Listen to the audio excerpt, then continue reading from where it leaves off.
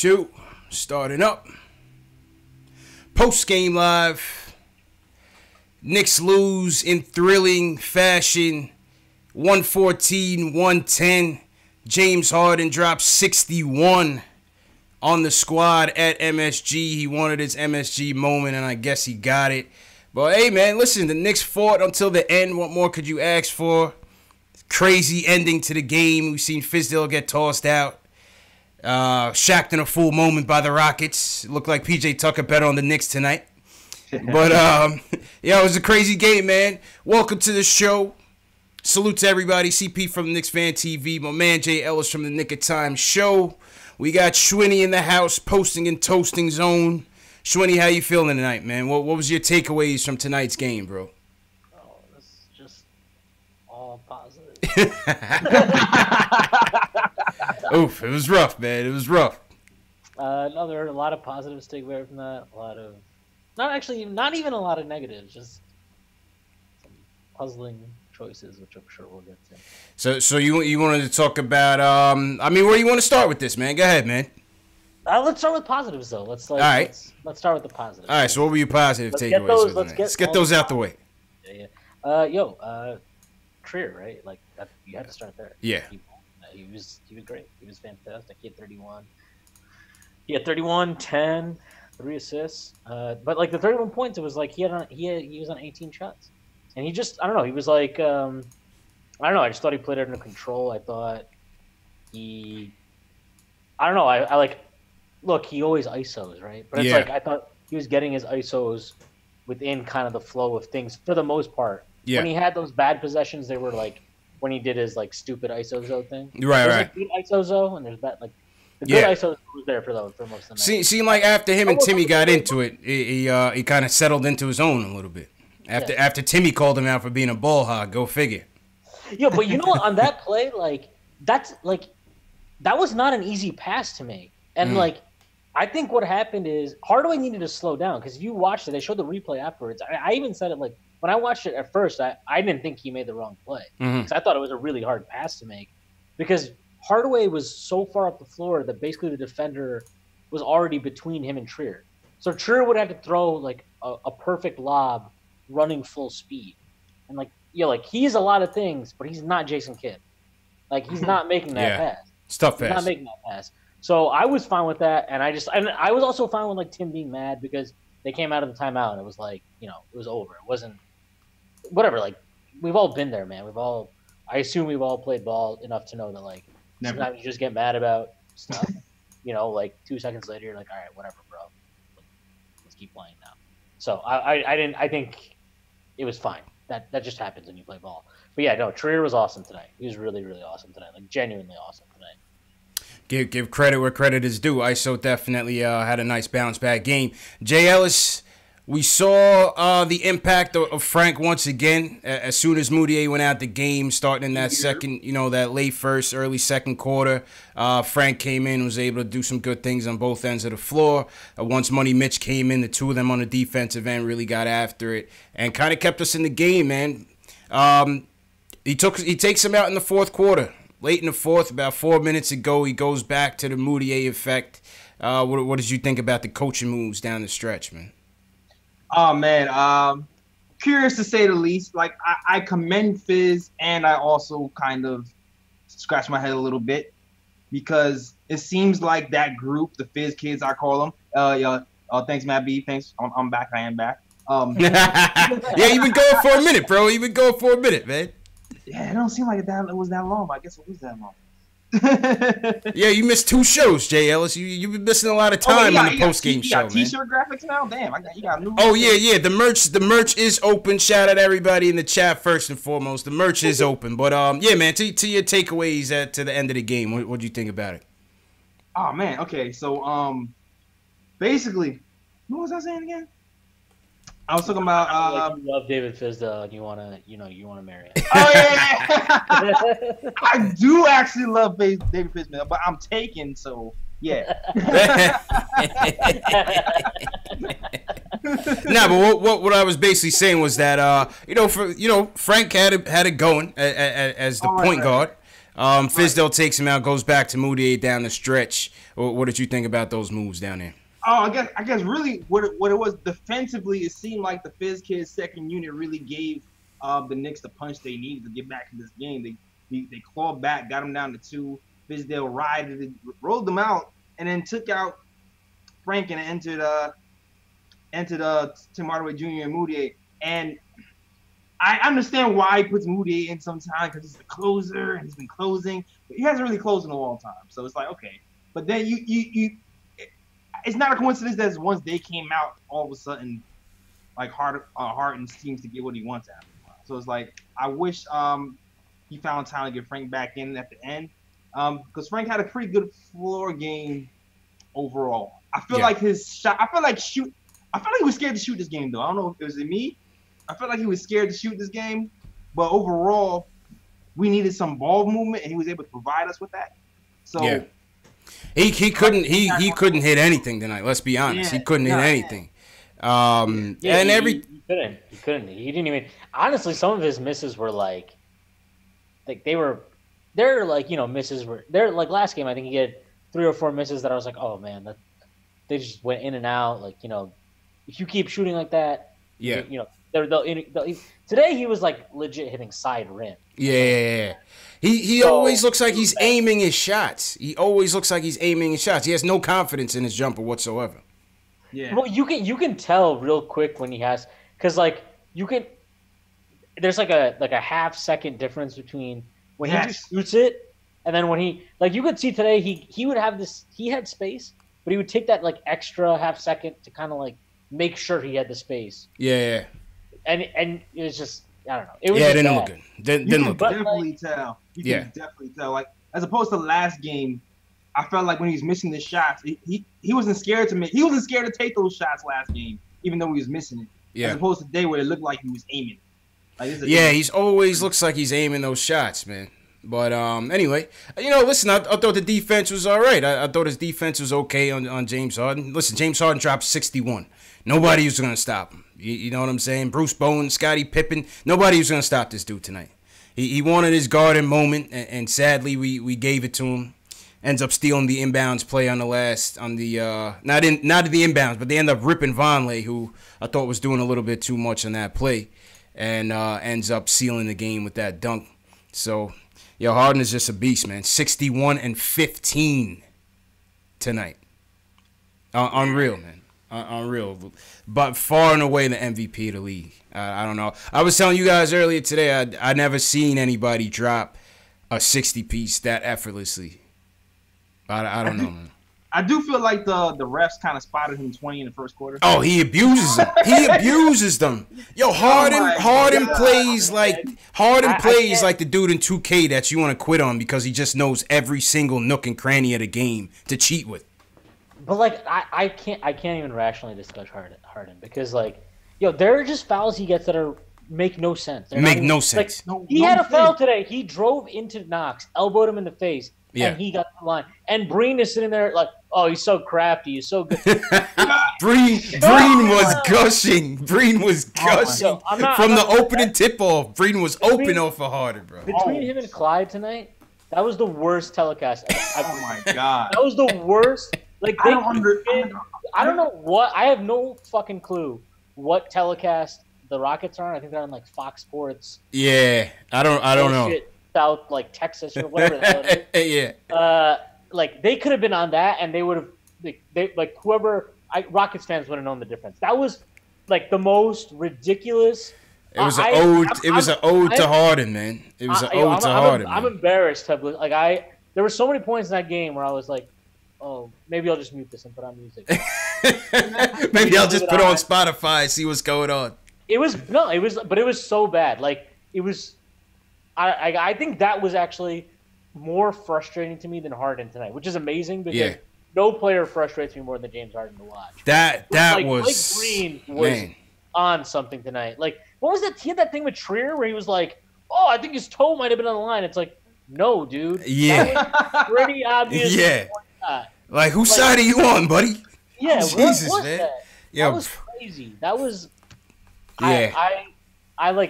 I would like if we just move away from the Harden discussion. Because those two tonight combined to make me It was rough, man. Maybe anything else. It was rough. That was you gotta grow, Jay. How about this? All right, I'll talk about some more good on this. All right. The lineups, right? Okay. The who didn't play was a big deal. Bro, I totally forgot they didn't play Canner. I totally forgot. They didn't play Cantor. They didn't play Mario. He went with like a really short 9-person lineup, and he really stuck to that lineup. And yeah, and Cantor is somewhere tweeting and deleting something because Scott Perry told him he can't tweet no more after that. Yo, it wasn't until I saw like a picture of somebody, Mike Vorkunov from The Athletic posted, like Cantor's just standing off on the side at the team huddle. And because he didn't play, I was like, "Oh shit!" I said, "I forgot." And Cantor did not play. I was like, "Yo, let him stand out of the stadium." I don't Crazy, care. man. I don't like. I look. He's an awesome guy off the court. Respect all that stuff. But like, this isn't about that. This isn't about. It's just about basketball. And like, I don't like. Okay, whatever. We can sit here. We'll talk about Fizdale more. We'll talk about whoever, like the players and the decisions, everything. But like, you can't tell me that. Like, not playing Cantor was not some, I saw like Howard Beck tweeting for the game, acting like, oh, the Knicks are committing some crime. Him and Steve Popper were acting like the Knicks committed some crime. For what? Not playing Cantor tonight. It's like, bro, Cantor is just a minus player. I don't know, like, I would love, I tweeted this out earlier, but like, I would love to get paid to talk about basketball, to be knowledgeable about basketball, and then to tweet out some bullshit like that like the Knicks are still some dysfunctional organization. Not for like any maybe if he had been like, yo, they're dysfunctional because they're not starting Frank. They're right, legitimate reasons. Some things like legitimate reasons. But like your reason can't be, well, they're not playing Enes Kanter against the Houston Rockets at the 5. Like, that's probably the most smart thing. We needed more defense. We didn't need his offense tonight. We needed more defense. Like in this millennium, that's one of the smarter decisions the Knicks have made. Factuals. All right, so with that being said, shout out to everybody in the chat once again, wherever you guys are watching from. Shout out to everybody on YouTube. YouTube chat is going in with their opinions. Robert Rodriguez, Paul Quick, Anthony Parasol, CP the artist in here, Ace Bears, what's going on? Shells Heavy, what's going on? JLs, what you got in your chats? Oh, man. Yo, shout out to my chat, man, in here. Heavy. Hemma King was good. B from Jersey. They call me Tack. What's going on? People? Matt B, what up? Yeah, man. Chick George, Kendall Baquero. I saw my boy Craig in here. Craig Williams be messing me heavy. What up? Richard Rowe. Yeah, man. Lee Phillips. Anyway, anybody new in the chat, hit us with a hashtag new so we can shout you guys out. Make sure you hit that thumbs up button for your boys on the stream. And subscribe to the channel, man. Knicks Fan TV. Nick of Time Show. You can check out Schwinny on Twitter. You can check him out on Posting and Toasting. You know what I'm saying? We got the full lineup in here. So let's go to the phones. Julian wants to get in. He wants to talk about Trey and Fizz. Julian, how you feeling, bro? I'm feeling a little heartbroken. The cardiac Knicks. Cardiac Knicks, man. You know how it goes, man. Tonight. But before I get into like anything rational, can we just talk about Keith Smart and like what on earth was he doing giving Noah Vonleh the ball? He wasn't ready. He wasn't ready for the spotlight, man. Keith Smart wasn't prepared. Seriously, like your young rookie is going for a 30 bomb already, and he has the chance to close out the game and gain a meaningful experience, whether he makes the game-winning shot or not. So I don't understand why he's not the first person you give the ball to. You can set like multiple actions to get him the ball. So there's no reason why Alonzo Trier shouldn't on the last possession. On that play though, I think they were actually trying to get Trier the ball. Yeah, I think so too. And they were just switching everything to make sure. I get that. But like I'll tell you what my bigger problem with that play. My bigger problem with that play is why is Moutier inbounding the ball? The guy has 7 turnovers. So you have your most turnover-prone player. The guy who's been throwing whack passes and just dribbling off his foot and dribbling into he really shouldn't have been in the game, period. The ball into James Harden. But then the pass that Moutier threw, like, okay, fine, you have to give it to Vonleh, whatever, that's fine. There's 10 seconds left, I think, in the game. Maybe a little bit under 10, maybe like 9, 8. I don't remember what it was. It was around 10 seconds, though. all right, you got to inbound the ball, right? You got to get it in before 5 seconds. I get that. You can throw it into the backcourt there. You can throw it into the backcourt. Yeah. So why do you not just throw it into the backcourt? Instead, he throws it to Vonleh, like inch perfect pass that lands him right in between the two, and in between the double team. Yeah, and like you know, I think right after the play, I think Clyde and Breen were saying, you know, Vonleh messed up by putting the ball on the floor, and I agree. But it's like your point guard shouldn't be putting it. Your point guard don't put him in a bad spot. Yeah, this is not like Lance Thomas or Tim, like somebody that I expect to make whack decisions. But like your point guard, I mean, I do expect Moody to make whack decisions. But like that's why he's not the point guard. Like that's why he's not a point guard.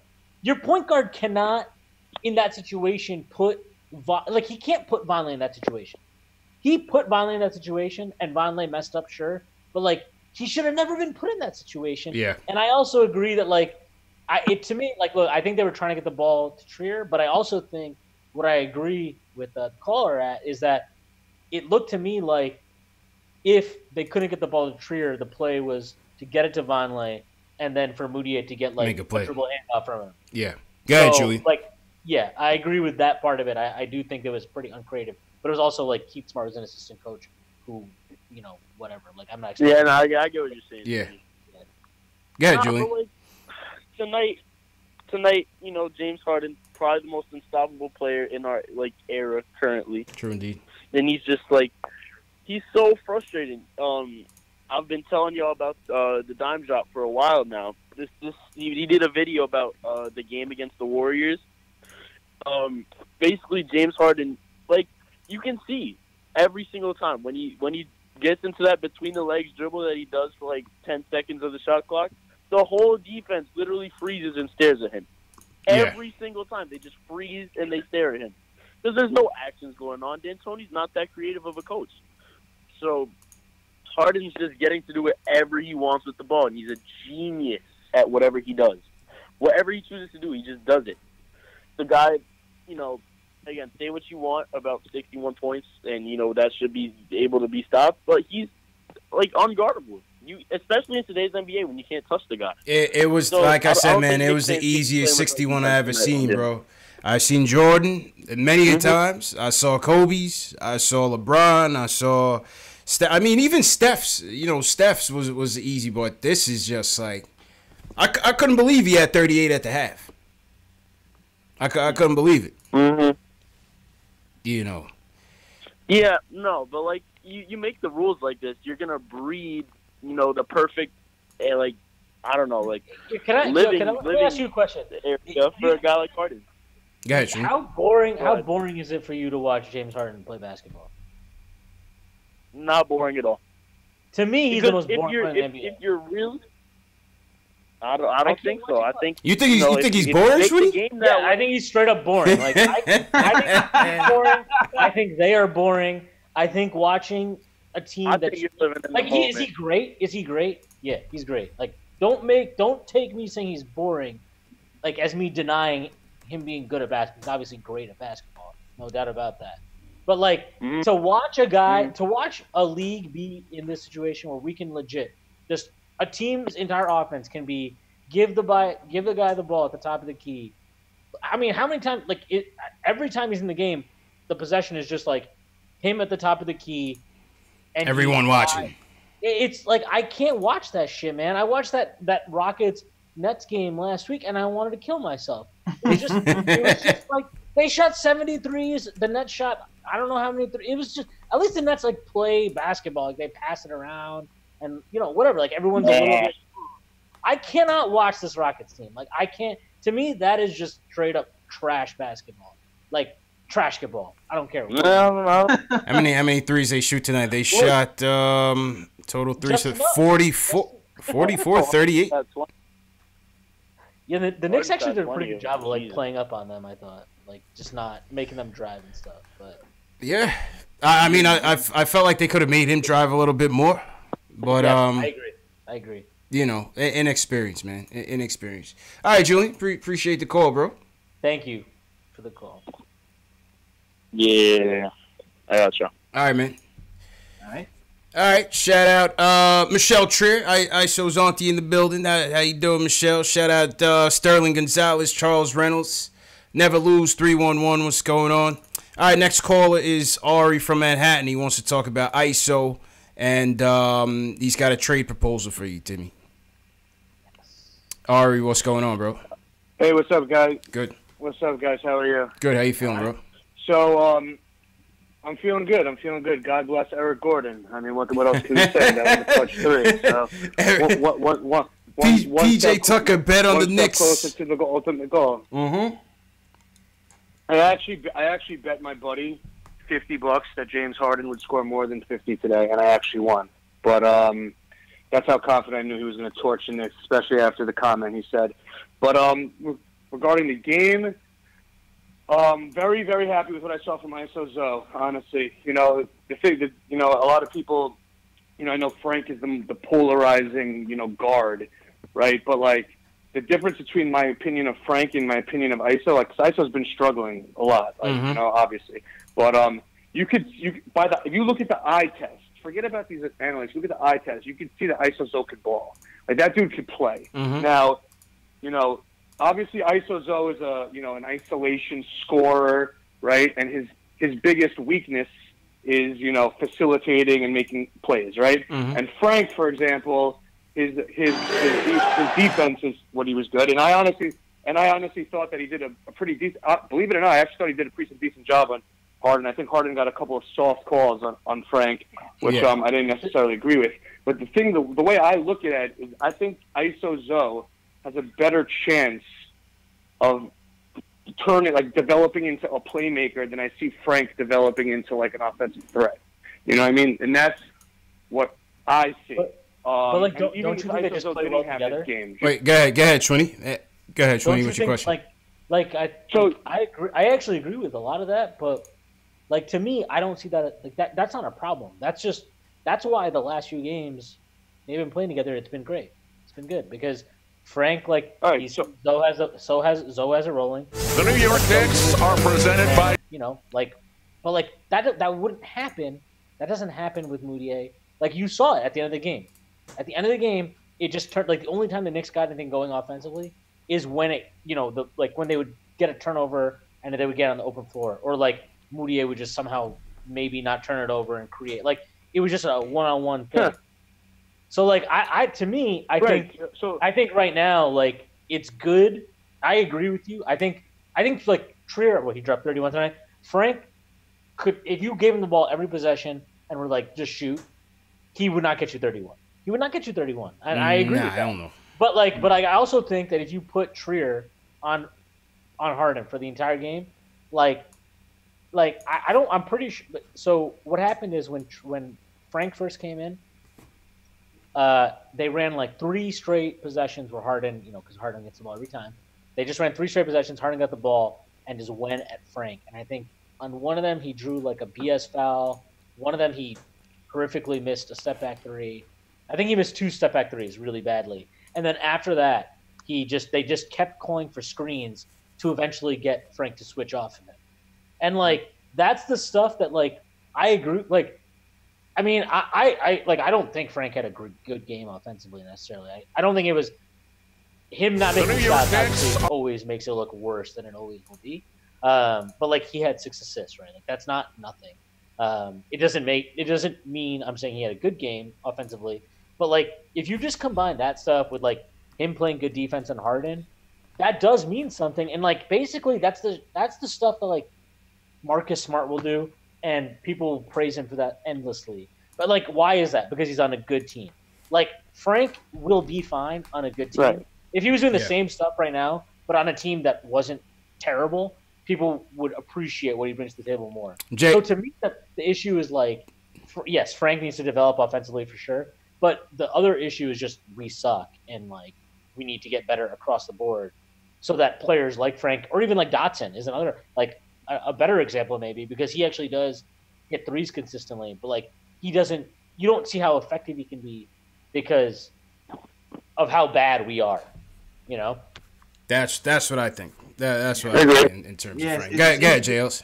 No, it's interesting too because I saw a stat that said that Frank has like the highest plus minus out of anyone on the Knicks in January or something like that, and he hasn't scored a bunch of points.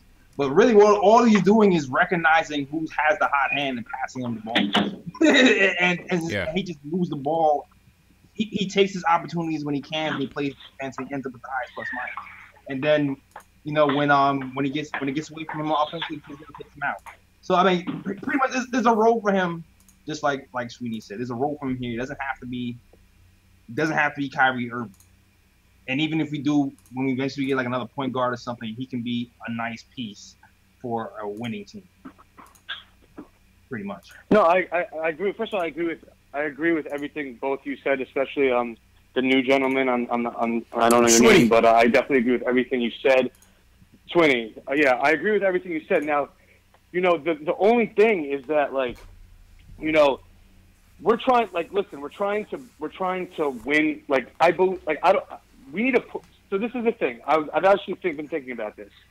Every single team in NBA history, of the NBA, has had a floor general who knew how to run the offense. Whether it's a point guard or LeBron James, Larry Bird, whoever it is, Jason Kidd on the Mavs, they always had a floor general who knew how to just calm things down, who was experienced, who knew how to run an offense and do that. And I don't think we have any guy on our team that could do that, because the ultimate goal is to win a championship, and that's the thing. Like, I'm not interested in going to the first round and losing, right? So the biggest thing that I think people forget, is that you look at the teams that have won championships. All right, Kobe, Tim Duncan, LeBron, Michael Jordan. Yeah, they're all amazing players, but what people don't understand is how much basketball IQ is the reason why they're such amazing players. Like, you could have Russell Westbrook or, I don't know, and some other, like Derrick Rose in his prime, people that are super talented, super skilled. That doesn't mean they're championship, type players. And I don't think Iso Zoe is that guy, and I don't think Frank is that guy. I don't think we have anybody on our team, and that's but they're good. I think they could be. I think they could be good role players. I don't see them all being superstars, but I think we're getting a nice foundation. That's a nice core, man. That's a nice core that we building with. With KP on the way back, Frank, Iso. Go ahead. So we're basically not gonna trade Tim Hardaway Jr. or Courtney Lee because we don't want to give up role players. No, we're not going to trade them because we're not going to put assets on those deals. You can't take that chance. No, but here's the thing. Hold up. Why not? Okay, but we shouldn't do that unless we know. Unless we know. Okay, if we clear the space, we're going to get Kevin Durant. Then do it. Okay, fine. Then I'm okay. Fine. I need promises, Ari. I need promises, man. So to me, that's it.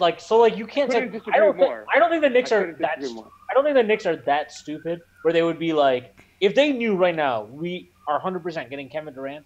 I don't think they're that dumb where they'd be like, nah, we're not going to trade this one guy to dump Hardaway's contract to get. Yeah, but they wouldn't do that. I don't think. At least I know the Knicks are dumb a lot of times in our lives. We all know that.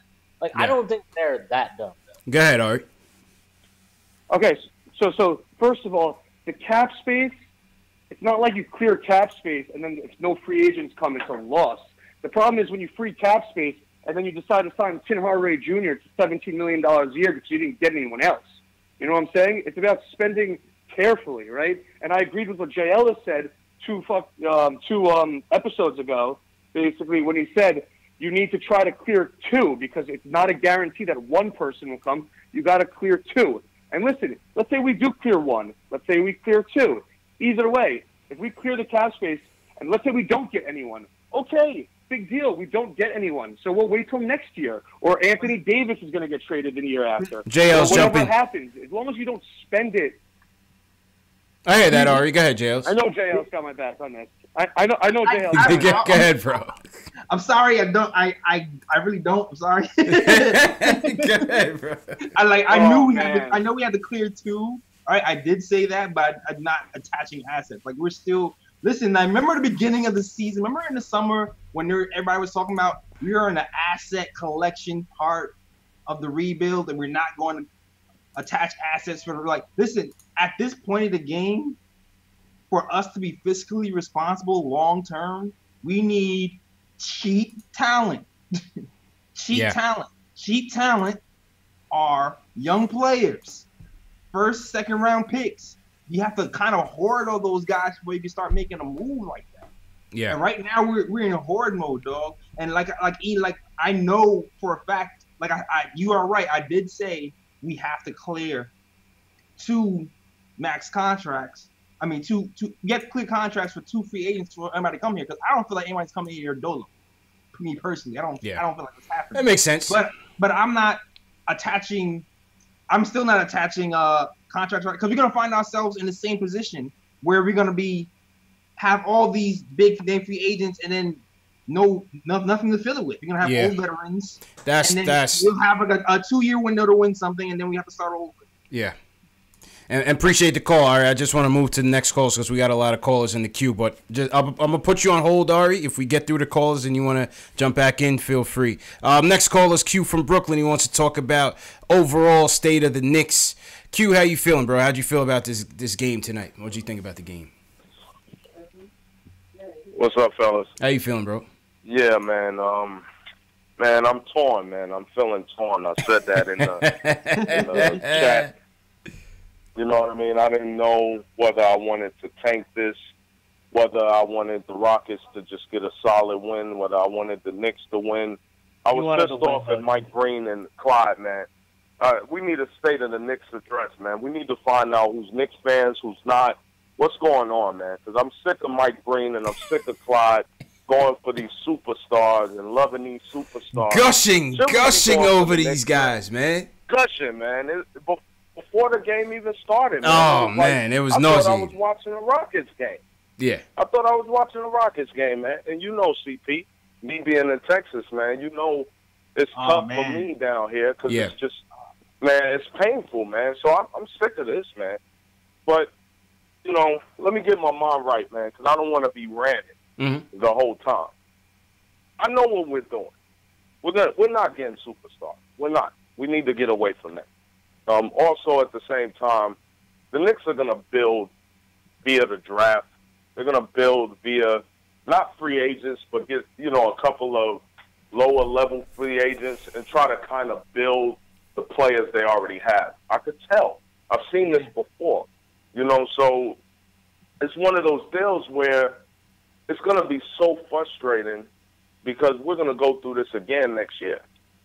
Even with KP, we're going to have a mediocre season because if you look at it, Mills and Perry, I would be jumping on the phone right now. If we were doing something for the future, I'd be jumping on the phone right now calling Indiana. Like, yo, take this guy, Tim, right now. You know, Oladipo went down. Yeah, Oladipo unfortunately went down, man. Oladipo unfortunately went down. Yeah, That's their season. No, they still want to clear Tim. That's still happening. They just don't want to attach nobody with him. That's right. But that's the deal. The question is, are we going to try to get free agents? Are we going to do something like that? If they don't trade Tim where Indiana open up like that, then I think we're just going to be building through the draft.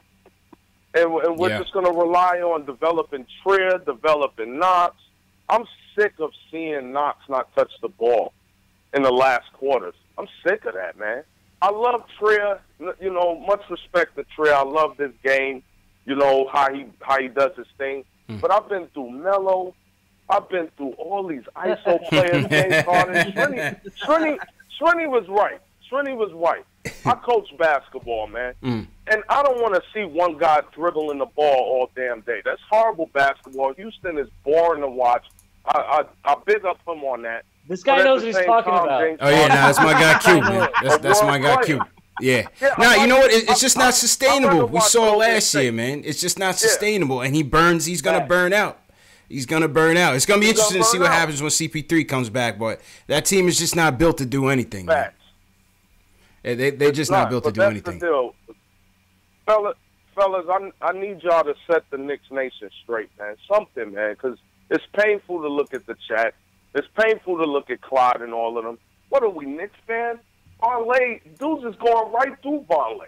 I'm like, yo, isn't Vonleh strong? He's like a pump out there, man. You know, it's painful, man. You know, CP, I get emotional about it. Q, I know your pain, man. At the same time, man, the pain, it just keeps coming, man. But at the same time, I'm glad we're...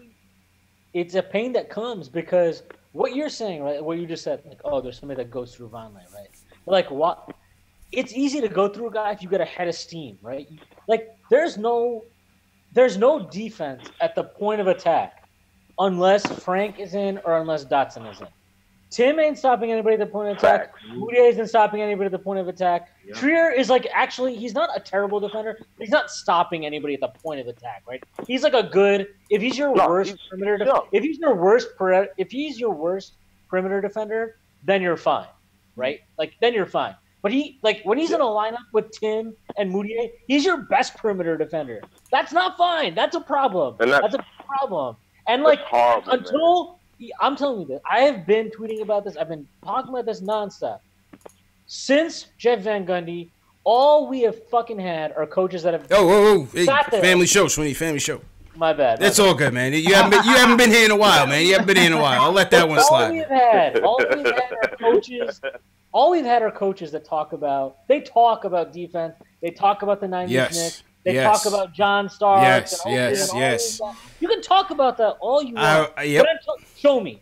Show me you care. Yes. And like Fizz came in and was talking all that good stuff too. And he was starting Frank, and he's like, "Oh, I gotta have Frank out there because Frank can defend all these positions. That means so much to me. It's so versatile." Yeah. And what did he do today?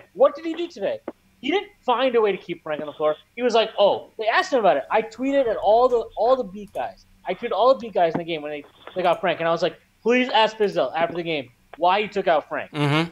And so one of them asked him. And Chris Eisman just tweeted back at me. And he said Fizdale was asked about it, said he thought they needed more scoring. So he went with Moutier. But he didn't just go with Moutier. He brought Moutier and Tim in and took out Knox and Frank. And right? Frank, yep. And it's like to me, you don't need both of those guys in. If you need one, I get it. I do get that. That's fine. But like Frank cannot come out there because he is your best perimeter defender against a team whose entire attack is perimeter oriented. Like their entire game is. Who was their inside? Fareed. Facts. Fareed, Nene, who's like 98 years old. Like what are we talking? Like there's no inside game there to worry about. So it's just perimeter guys. You can't take Frank out there. And for him to say that he thought they needed more scoring.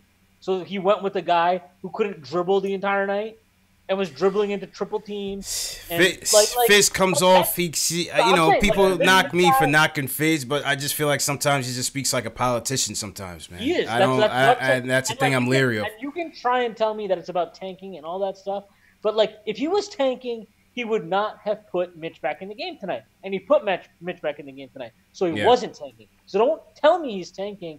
Like not tonight. Maybe every other night. He was trying to get it tonight. There's no way he was tanking because he was in the game tonight. The entire game. I wonder what they said. I wonder what he said to that female ref to get him tossed. I wonder what happened there. That looked. He seemed pretty shocked to get tossed. So yeah, that might have just been like a bad. That might have been a ref in their feelings. Facts. And appreciate the call, Q. Shout out everybody in the chat. Once again, hit that thumbs up button for your boys. This is Wednesday night Knicks. If you're just now joining us, Knicks lose a crazy game at the Garden, 114-110, where we saw James Harden, the league MVP, who will be the MVP, drop 61 points and 15 rebounds. Unbelievable game. But, great game from ISO Zoe. Great game from the Knicks.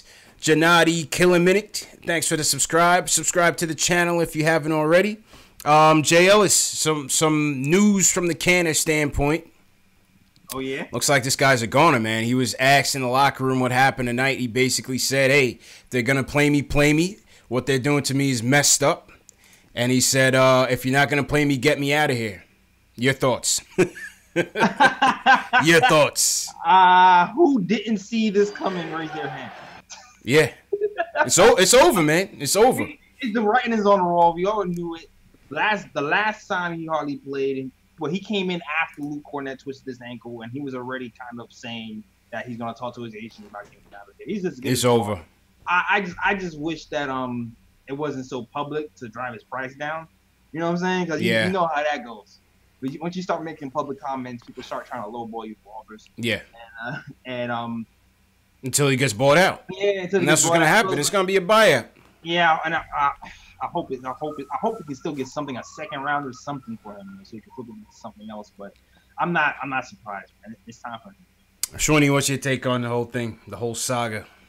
Enes Kanter, good guy, terrible basketball player, needs to go. Shouldn't have played tonight. Doesn't deserve to play. Has no reason to gripe because he's. You got $18 million for this. Yeah, he's garbage. I don't know what to tell you. I'm sorry that you're not meaningfully better than Noah Vonleh, Luke Cornett, or Mitchell Robinson. You got $18 million for this, man. I am actually sorry that you're in the 8th year of your career and you're not better than a rookie, a reclamation project, and a long shot undrafted free agent. Outplaying him. I'm sorry. Outplaying him. Yeah. The problem really is right now, today's NBA, especially with a team like the Rockets, you have to kind of be mobile enough to kind of switch on damn near everything. So, you know what? Yo, but it's not just the defense. Like, he takes away from the offense too because he just rolls into the post. There's nowhere to drive. Like, he does his own thing. Like, that's can't pass out the double team.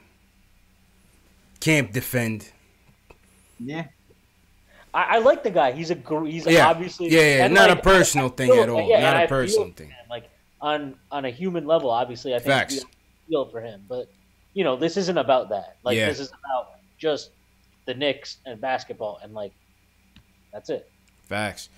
Yeah, I think it's just gonna end in a buyout, man. I think the contract is too much to facilitate without. They try to get the third team involved. You guys saw that earlier this week in the Jabari Parker trade. They try to get who they try to get involved. Minnesota. I forgot. There was a third team they tried to get involved. Dallas. They tried to get Dallas involved in it, and they said that flopped. Cantor, right? Yeah, and that flopped. So I think it's just going to end in a buyout, unfortunately, and with no assets to show for it. But it is what it is. I was saying they should have waived him last summer. I was saying that last summer they should just waive him. Like, who wants to trade for him? Yeah. Who wants his skill set at his salary? Nobody. It's true, man. This is what it is. Next call on deck, Kevin from North Carolina. We got a lot of people on the deck. We got Kevin, we got Paul, we got Just from Brooklyn, Max from the Bronx. We're going to get to everybody. Rock from Atlanta. All right, Kevin, you up first. Kevin wants to talk about the draft. Kevin, how you feeling, bro? What's up, man? I'm feeling good, man. How y'all doing today? Good, man. What's your takes on the draft? Good. My take on the draft is that, I've been looking at, Bleacher Report and different, sports sites and things like that. Everyone's talking about, like, we're making money. We're trying to clear cap space for, the summer. But I'm be honest, y'all. I really think KD, Kyrie, Jimmy Butler, etc. Any big name free agent, I think it's a long shot, man. And I think so. I'm not counting on free agency, to be honest with you. I'm not counting on it. Right. And I'm not counting on it. And that's what I'm like when people are like, maybe we should attach an asset to clear cap space. I'm like, heck no. I'm looking at, like, the Warriors and, the Nuggets. And I think those teams that built through before KD got there, they built through the draft, like, with a 7th pick, like a 14th pick. Yeah. They don't all have to be top 5 picks. You just have to draft the right people. And I think really just. But I also think luck has a lot to do with it, man. I think luck has a ton to do with it. Look at these teams that's always in the lottery. Look at the Minnesotas, Philly, the Phoenix Suns, Milwaukee Bucks. If you're always in the lottery, then you're doing something wrong. Right. Yep. If you're that's true. There is some luck, but like if you're always in the lottery, something is not. You just don't have the right mix. Yeah. Something's up. Right. And that's what I feel about it. Because I'm looking at the draft, man. I'm trying to become the president of the John Morant. Who's your guy? You're John Morant. Okay. That's my guy right there, man. This dude had 40 and 11 on Sunday, man. Yeah, you sure did. I'm not worried about the competition. I think about Damian Lillard. Damian Lillard playing against this conference, man. If you could play, you could play. That's what I think. If you could bowl, you could bowl. I don't worry. And Murray State is not. I mean, they're not Division III. So I'm happy you brought up. Yeah, not Division III. I'm happy you brought up free agency though, because, like, I think Knicks fans are thinking about this all the wrong way. Like, to me, I think you can make this team better without signing a max guy, and that's fine. Like, you don't need to sign a max guy. And, like, there are enough free agents, right? Like, what do we need? Like, realistically, we're talking about a few pieces here to change the trajectory of the team, right? So, like, you need 100%, I think, no matter what, like, yeah, maybe Frank gets there in a year or two. Maybe he doesn't. Maybe Trier gets in a year or two. Maybe he doesn't. But next year, I think the goal of the team changes from, like, we're building to the future to, okay, KP's back. We're paying him probably a max contract. Like, we're trying to get to the playoffs, right? So what do we're going to need a primary ball handler, okay? And then you're probably going to need a little bit more depth either on the wing or the front court, right? Like, you just need guys that can shoot, really. Yeah. In addition to that. Yeah. So, like, I think you can find that stuff in free agency. Even, like, if you strike out on KD and Kawhi and all these stars, like, that doesn't mean that you can't improve your team. At least I hope the Knicks don't look at it that way, because to me, the way the NBA works is it's just an asset game, right? So, like, if you can sign a guy who on a contract you think he'll outproduce that contract, then you should sign him to that contract. Yeah. Obviously that doesn't mean that, like, sometimes you might think a guy is going to outproduce his contract and he doesn't, and it sucks. My point is more that, like, you can't get stuck in this position of, well, we're not going to do anything unless we sign a superstar. JLs, you had a point on it, good. Yeah. Right. Now, I'm just saying, I agree with you, and I think that's what they're doing. Yeah. I think it's exactly what they're doing. They talked about how they're going to stick to their guns early in the summer, and that's what they're doing. I don't think there's no big free agent coming. I really don't think there is. I don't think so. And I kind of felt like in the summer everybody was okay with that, and now that we're losing, and it's February or January, we're looking next year we're still losing, everybody's freaking out. Like, no, Durant or die, attach everything, attach my firstborn, attach my mother. Right. Like, do what you gotta do. It's like, chill, bro, like, chill. We had this conversation already about the we talked about this already, yeah. Remember, we talked about the long rebuild, gathering your assets. It's only been a few months. Chill, dog. Like, let's get it right. We'll end up signing some. Probably all these guys are probably gonna walk. Probably gonna end up signing somebody like Rubio or something, or somebody can run offense, and you're gonna keep it moving for another year or two. And if we end up clearing Tim Hardaway Jr. or Courtney Lee, we'll be able to re-sign some of these guys here for a short-term project and do it all over again. Yeah. I mean, I think my thing is, and Kevin, I'm going to let you get to your point, but I think my take is, listen, we've been banking on free agency for so long. These are pipe dreams. To me, I think KD ultimately takes that bag that he's been wanting. He mentioned that he never got that huge salary before. I think Golden State is going to show Draymond the door. They're going to move into that new stadium with KD and Steph and Klay as their big three, face of the franchise for the future.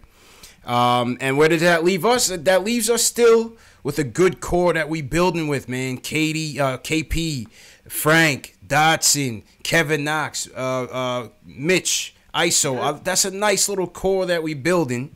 So we just got to keep building on top of that, man. And whatever we get in this lottery, hopefully we need a point guard, man. Get me a point guard that can put this whole thing together. That's what I'm saying. That's what we really need. And we have a development coaching staff for a reason. Facts. Go ahead, Kev. One last point, Kev, because we got a lot of people in the queue. Yeah. So this is I'm putting this scenario together because, like, the draft lottery's changed this year, and by some small chance we fall out of the top three and it's like we have the fifth pick.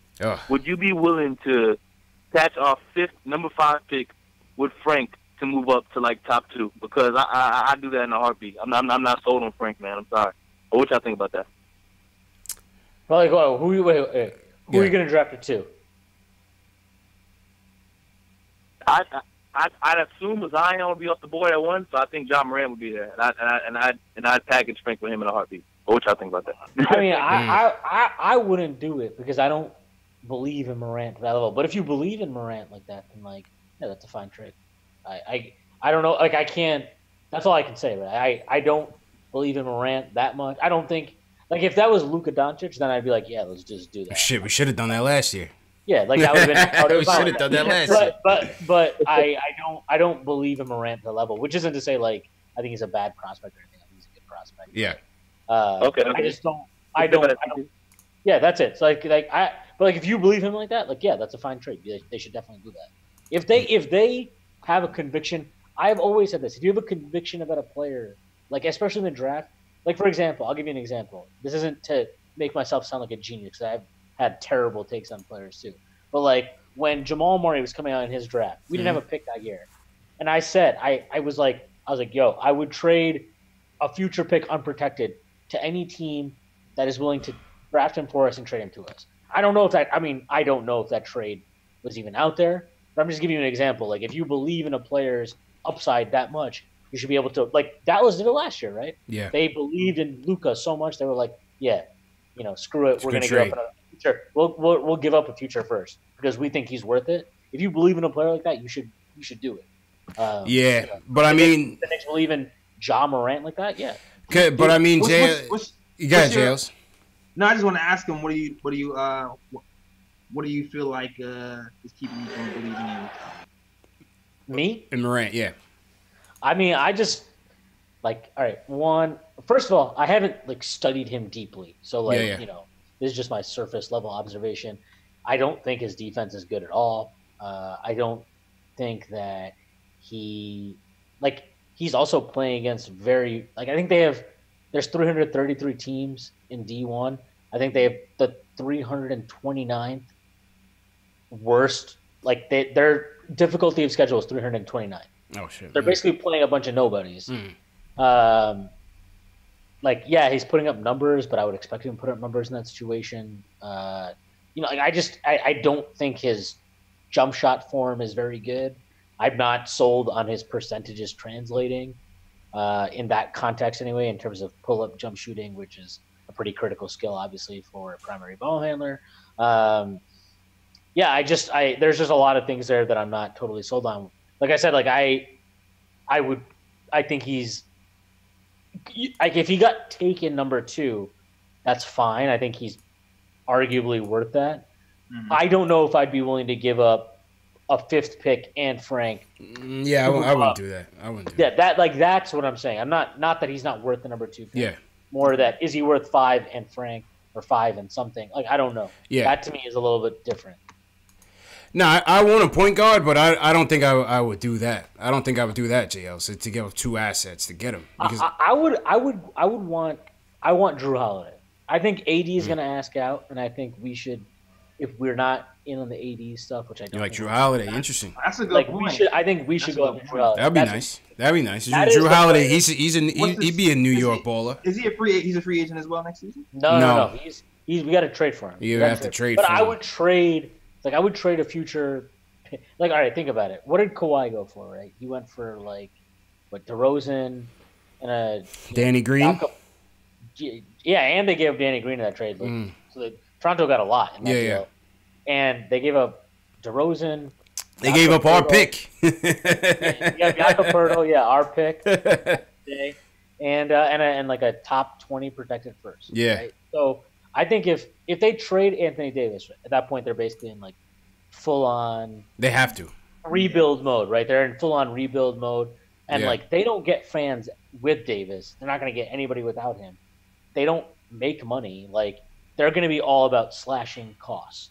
So you have to find would they do like Courtney Lee, Dotson, and a lottery protected first for Drew Holiday? I don't think that's that out of the question. I don't think that's like that. I don't even think that's like a terrible trade offer. Interesting. A pretty solid trade offer. Okay. What do you guys think in the chat about Drew Holiday, man? What do you guys think of the prospects of Drew Holiday, man? Leave it in the chat and let us know. Next call. Appreciate the call, Kevin. Next call. Paul from L.A. wants to talk about the game and the rookies. Paul, how you feeling, bro? I'm good, fellas. What's going on, man? Good, man. Is this Paul Quick in the chat? Loud and clear. Yes, brother. Paul Quick again. Shout out, Paul. What's going on, man? I'm good, man. I'm good. I'm just, having my usual Frank fight in the chat. Oh, yeah. It's all good, man. It's all good. What'd you think about the game? The game was not a disappointment to me, really, other than the failure to execute on that last inbounds play. Yeah. Like a lot of people said, I really don't know why they were throwing it to my man Von Lane. You know, to have him handle the ball that high, that far away from the basket is not a great. I mean, he's an okay ball handler, but you know, under pressure, that's probably not the guy you want to be throwing the ball into. Yeah, they blundered it. So, yeah, so I'm not really sure what that was all about. But overall, I mean, look, we're not really winning a whole lot of games this year. If the team is competitive, plays hard, and for the most part makes sensible plays, and and the young players look good, I'm all right with the losses because we're not going anywhere this year anyway. Yeah, listen, man. I was thrilled with that game. I was thrilled. I always hope for them to win, obviously, but I'm never mad when they lose. So to see them lose, listen, they fought the whole game. Yeah, you can't dog that. They weathered the storm. Have to be excited because they had a chance to win. Yeah. Yeah. They rose to the challenge, man. They rose to the challenge and they never wavered. I can't knock them. I can't knock them. Yeah. Exactly. Go ahead, Jails. And like some of the other people have said, it was a bit of a Hardaway love fest. That was kind of funny. Oh, yeah, Hardaway playing well in the first half. Yeah, he did all right. After him and ISO got into it, it kind of galvanized both of them. They kind of did the anything you can do, I can do better type of thing. The two Spider-Mans. Yeah, I actually commented earlier that I thought it was kind of funny. Maybe Timmy needs to yell at Trier more often. Yeah, he should. I was thinking the same thing. I'm the ball hog on this team, not you. You know, we need this is something. Now, I do have one. We need a dog. I do have one.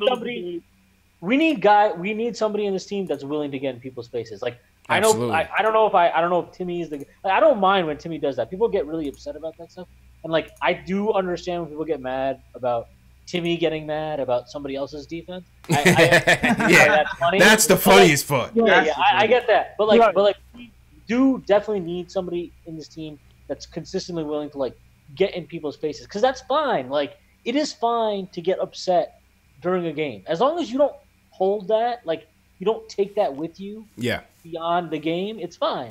Like, you know, like I said even before, they got into an argument, they went into the timeout. When they came out of the timeout, Timmy slapped him in the butt and it was over, and Trier balled out for the rest of the game. Like, there was no beef after that. Right? That's fine. But you need I think in the more guys like that. Yeah, I think in the aftermath, Timmy handled it well because he squashed it when he got back on the court. Yeah. You know, he gave him a little pat on the ass, and, you know, he's done. But it's the same argument that people have made before, like when they say, well, Harden used to get on people for not playing defense, and it was such a joke around the league because he didn't even try to play defense, and yet he had the nerve to yell at other people for not playing D. It would be better if it came from somebody who made a credible effort themselves. I mean, Hardaway is a horrible defensive player, and everybody on the team has to know this. I mean, they play with the guy, they practice with the guy, they know how bad he is on defense, so they have to be a little incredulous when it's coming from him. You know what I mean? So if we had, like, if Frank had nuts and was, like, playing defense the way he does, that was a decent kind of cat. If you got on somebody about not playing D, you were totally respected because, you know, this dude is getting after people on defense. Or like Dotson. Or but like Frank is like, so somebody put in the chat, Frank is a lion. No, Frank is a kitten. That's why he'll never be that dude. I mean, listen, time will tell. I ain't mad at him. Yeah, I mean, time will tell. But he's not that dude. Time will tell, man. And appreciate the call, Paul. Appreciate the call, man. So my bad. This man called us in the queue. I just want to make sure everybody gets that point in. Kind of got to cut it down a little bit. Just from Brooklyn, you're next. Wants to talk about Moutier and the point guards. Just what's going on? Yo, CP, fellas, what's going on, man? Long time no speak. What up, Just? How you feeling, bro? Can't complain, man. Listen, tonight was a good game. I can't lie. I was watched the whole game from start to finish. But I'm gonna be honest, man. Like, for all that Moutier's done this year, Moutier stinks, bro. Like, yo. Just with the call of the night. He said it. Just with the call of the night. None of us did. He said it. Oh my God, he's a sore eye for sore eyes, man. Oh man. It's JL and CP. I know y'all watching the game like me, but every game for like the past 20+ games, like Moutier, he has the pace thing down pat, but when he's going to the paint, he has these baby it's a car hands wreck, and he keeps getting stripped. Yeah, it's a car wreck. Like, Because he, you know what he swings the ball low. It's crazy. He swings the ball low, so he brings it like right where the defender can strip it. And it's like, and he's not strong. And he's not strong enough to like because Harden does that too. But Harden is so strong. He's strong. That he's so strong, he holds onto the ball and he just draws the foul also. Yeah, he brings his arm up into you. No. And he draws the foul. Yeah. Go ahead, Josh. Let me say this about Moutier. Moutier is strong. Moutier's 6'5". He's probably like around the 200 mark. But his IQ in those situations, you can't try to drive on 3 defenders if you want to get the call. You're getting stripped clean. Yeah. And then they always score on the other end, man. Like. Yeah, that was tough, man. JLs, what you got to say about this, man? I got nothing to say about that, man. It's been a slow decline for a while, yo. It's been a slow decline. He had a spurt, he had a spark in November, and now it's been a slow decline since then. And shout out to my guy CK, man. Shoot some guys some bail, man. Help this guy help some stats to help me make this look good. I don't know what's happening with I don't know what's happening with Moody, man. It's going downhill. Listen, man. I'm waiting for Frank to get his 100. Yeah, Josh. I'm gonna be 100% honest. Yeah, I'm gonna be 100% honest. I feel next year, fellas, that we have a good backup unit as far as the guards is concerned. I like Trier and I like Frank. It's a good balanced defense, offense, but we got to do something. We got to get some new starters, man. Oh, that's a problem. And Dot too. I mean, I don't think the starting point guard's on this team. Starters, man. The starting point guard's not on this team. I still think Moutier will be gone. I think Frank will fill a good role in the supporting cast. I think Iso will fill that instant offense role off the bench for Burke. I think Burke will be gone, and I think we either get the point guard through free agency or through the draft, or just keep building. Just keep building. I would like to go ahead, Josh. I was gonna say, Drew Holiday is I think 26 million. It's a nice 26. He's like 75 million for the next 3 years. Okay. Yeah, man. If we could get a combination. Listen, if we can get a combination like a Ja Morant who's a rookie with upside, and we could bring in a Drew Holiday, that could be a new starting backcourt right there. Yeah. Either way, I'd like to get a nice solid vet in here next year. Not a Jared Jack type, a nice facilitating mentor for these young guys, man. I would love to see that. What do you guys think about Conley? What do you guys think about? I don't want that. I don't want that. He's too old. I don't want Conley. I don't want. You think the price point for Drew is too high right now? What's up? Am I the only one who feels like the price point for Drew is too high right now? I think that is high. For Drew, I think that's perfect. Yo, that guy outplayed Dame in a playoff series. He did. He's son Dame. Yeah, you got to think about how productive he still is. He did. Yeah, I know for sure, but I'm also we got to put out the rest of the team. Conley, I don't like Conley. No, but if we're not giving up, like, think of it this way: if you're not giving up any of your young guys, other than like I said, if my hypothetical trade worked, right, like Lee, Dotson, and protected first, so you're not giving up anything on the current roster other than Dotson. Mm-hmm. You're not giving up your first this year, like.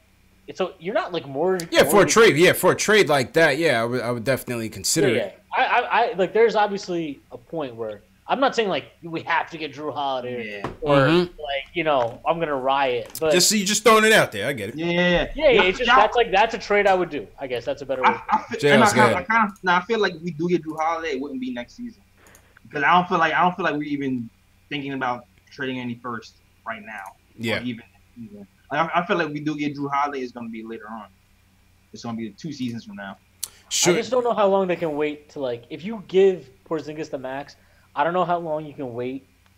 Like, you can't keep – you got to get a guard in here. Got to get one. We need one. Yeah, you give me Dame Dallas, man. What's it going to take to get Dame over here, man? I've been a Dame fan for a long time. I love Dame. But, yeah. like, if you pay a big, like, Porzingis the max – at some point, you got to get him. Get him help, man. You got to get him his Robin. You got to get him his partner in crime. Like maybe Frank will eventually become that guy, but I like Frank. I don't want to trade Frank. It's next man up. I can't sit here and wait for Frank. He's not going to be that guy next year. He's not going to be the guy. And like, listen, I I still think Frank is going to help this team, but we can't sit here and wait. We can't sit here and wait. It's a next I'm man. not saying that either. It's a next man up league, man. If we end up getting this point guard in the draft, pick him up. Do not wait. Do not wait, man. I agree with you. I don't think it's happening either. Yeah. I just feel like it's going to be a cheaper point guard coming in next season. Factuals. All right, next man up. Speaking of Frank, this is a perfect segue to the president of the Frank Ntilikina fan club. He goes by the name of Max from the Bronx. And I think he's got some Emmanuel Mudiay hate in his blood. Mm-hmm. Max, what's going on, man? How you feeling? What's going on? JL, CP, Yo. Sweeney, what's good? Chill, man. How you feeling, Listen, bro? Man. Let me get to the nitty gritty, right? Yeah. You know, Fisto pulled the same shit he pulled in London again, right? You know that, right? He did the same thing. You know that, right? He said he pulled the same stunt tonight that he pulled in London. Go ahead, Max. Explain. I was complaining. I was complaining about that. We're on the same page. Go ahead, Max. Go ahead. Listen, it was so simple. I'm like, look at this idiot Hardaway. That's why I'm watching the TV. Cause I took, today I had a good day because I took off from work, right? I was like, I'm tired, man. I need a personal day to myself to watch these Knicks in person. You had a spa day? Right? Oh, you went to the game? Yeah. I had a Knicks. I hope they don't get smoked by 20 like they usually do against the Rockets thing. Yeah. So I see this, and Eric Gordon. And I'm like, look at Hardaway. He's gonna mess this up, right? That's like switch, right? Does, right? Yeah. And wide open, he leaves a three. I'm like, this guy will never learn. So here's my thing, right? Let me get to these points, right? Yeah. Fisto needs to start being on the clock because he just makes dumb decisions. At this point, it's dumb. I don't care what politician, used car salesman excuse he has. It's dumb. Dumb not to have Frank out there to guard a last defensive position. It's stupid. And it's even dumber to have Hardaway guard anything on last position. No, but he's challenging Hardaway. That's his excuse. He's challenging Hardaway. He's challenging. He's challenging to give up crucial baskets to lose the Knicks games, right? That's what he's doing.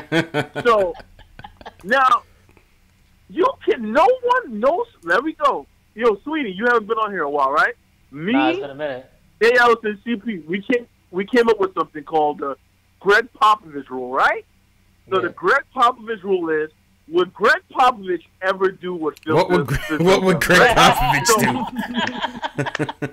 What would Greg Popovich do, right? He would make, first of all, he would turn Frank into like a 25-point scorer by now, or something. Yeah. Yo, so and you know why I know you're right? Because he has a Frank in Eric I got injured. This is Murray, I think it is. Right? Yeah. So all right, let's go to Mudiay, right? So listen, CP, I think I heard I got a text just now, right? Mm. They said Mudiay turned the ball over in the locker room. He just turned it over again in the locker room. He just turned it over again. He just did it. They said he went into triple coverage in the locker room. He saw Hardaway and Trier there. Fell down and turned the ball over. He went in between them. Yeah, and then he turned the ball over in between them. Started yelling at the locker he did it again. Yo, Frank was the second best player on the Knicks tonight. He didn't score no points, but the team got increasingly better when he was on the floor. That is a fact.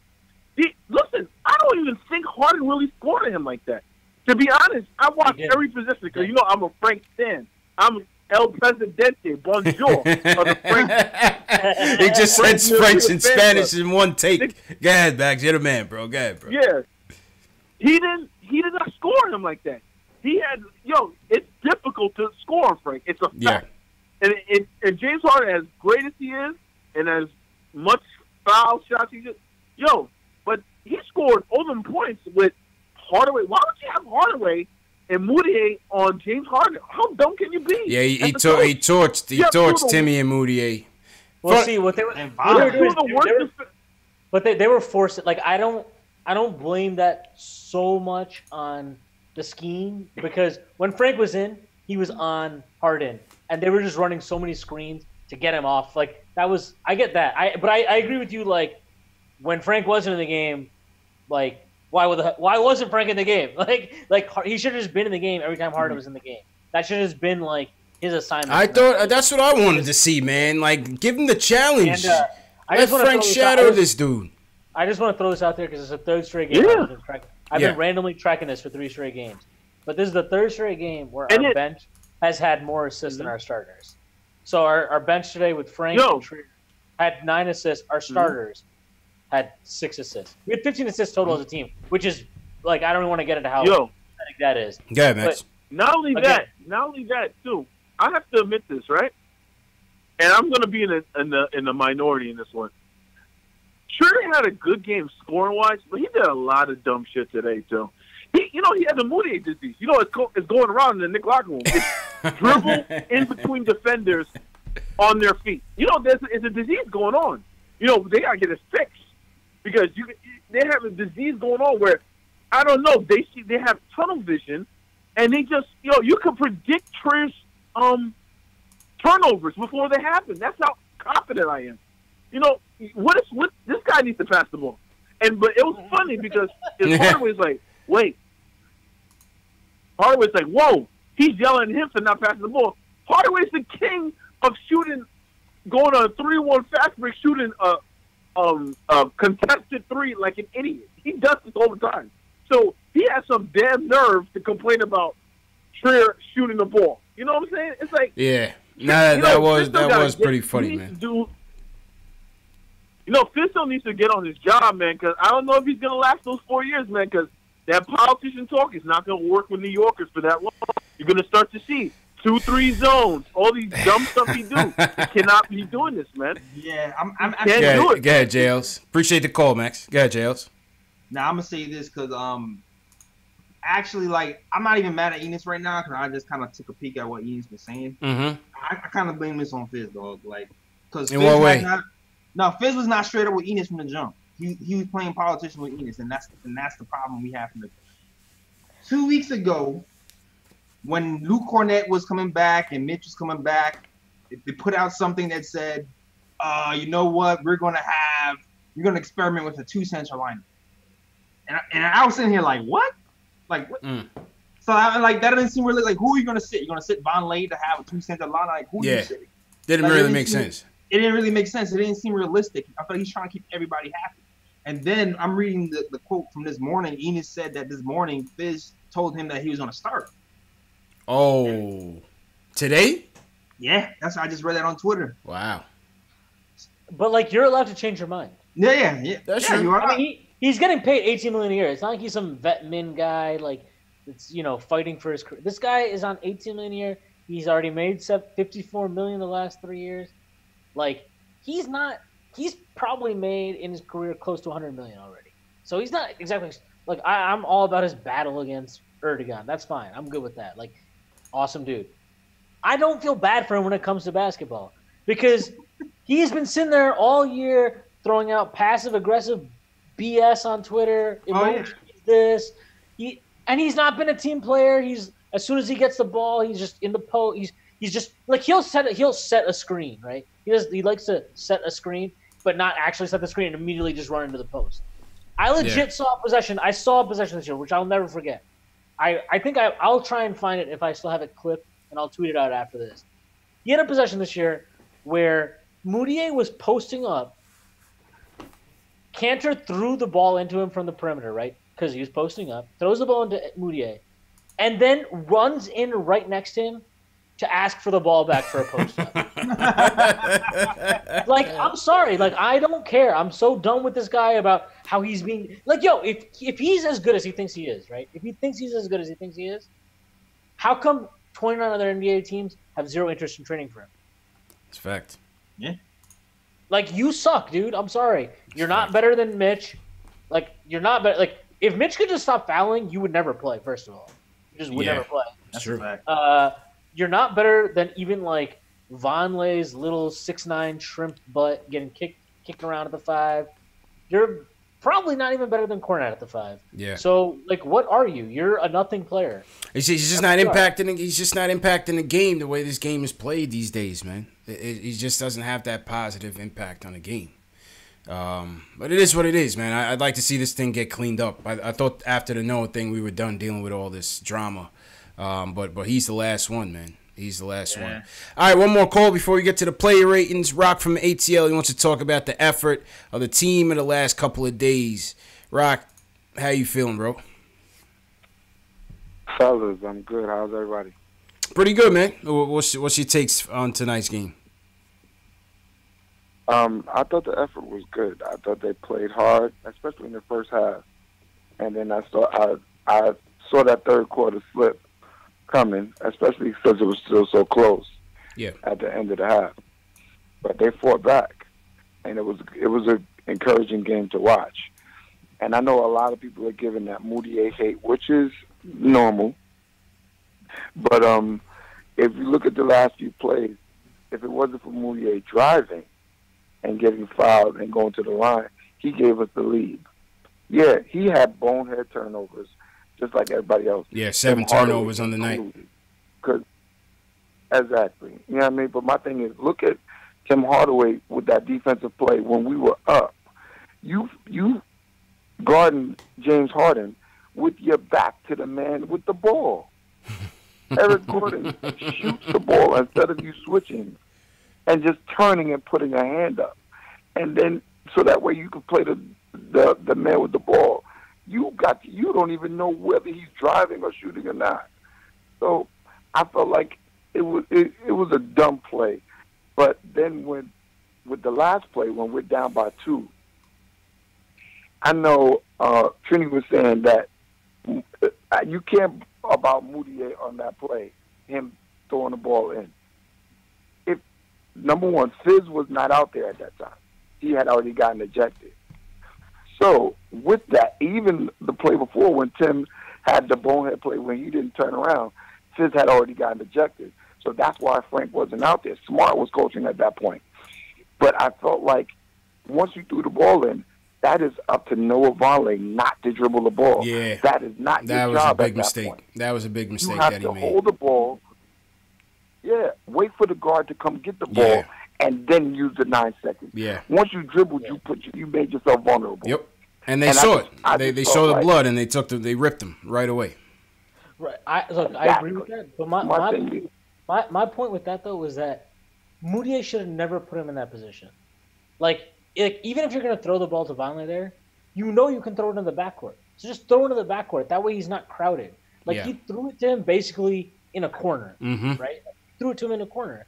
And yeah, I agree with you, Vonleh. Vonleh messed up. I'm not putting it all on Moutier. That's wrong.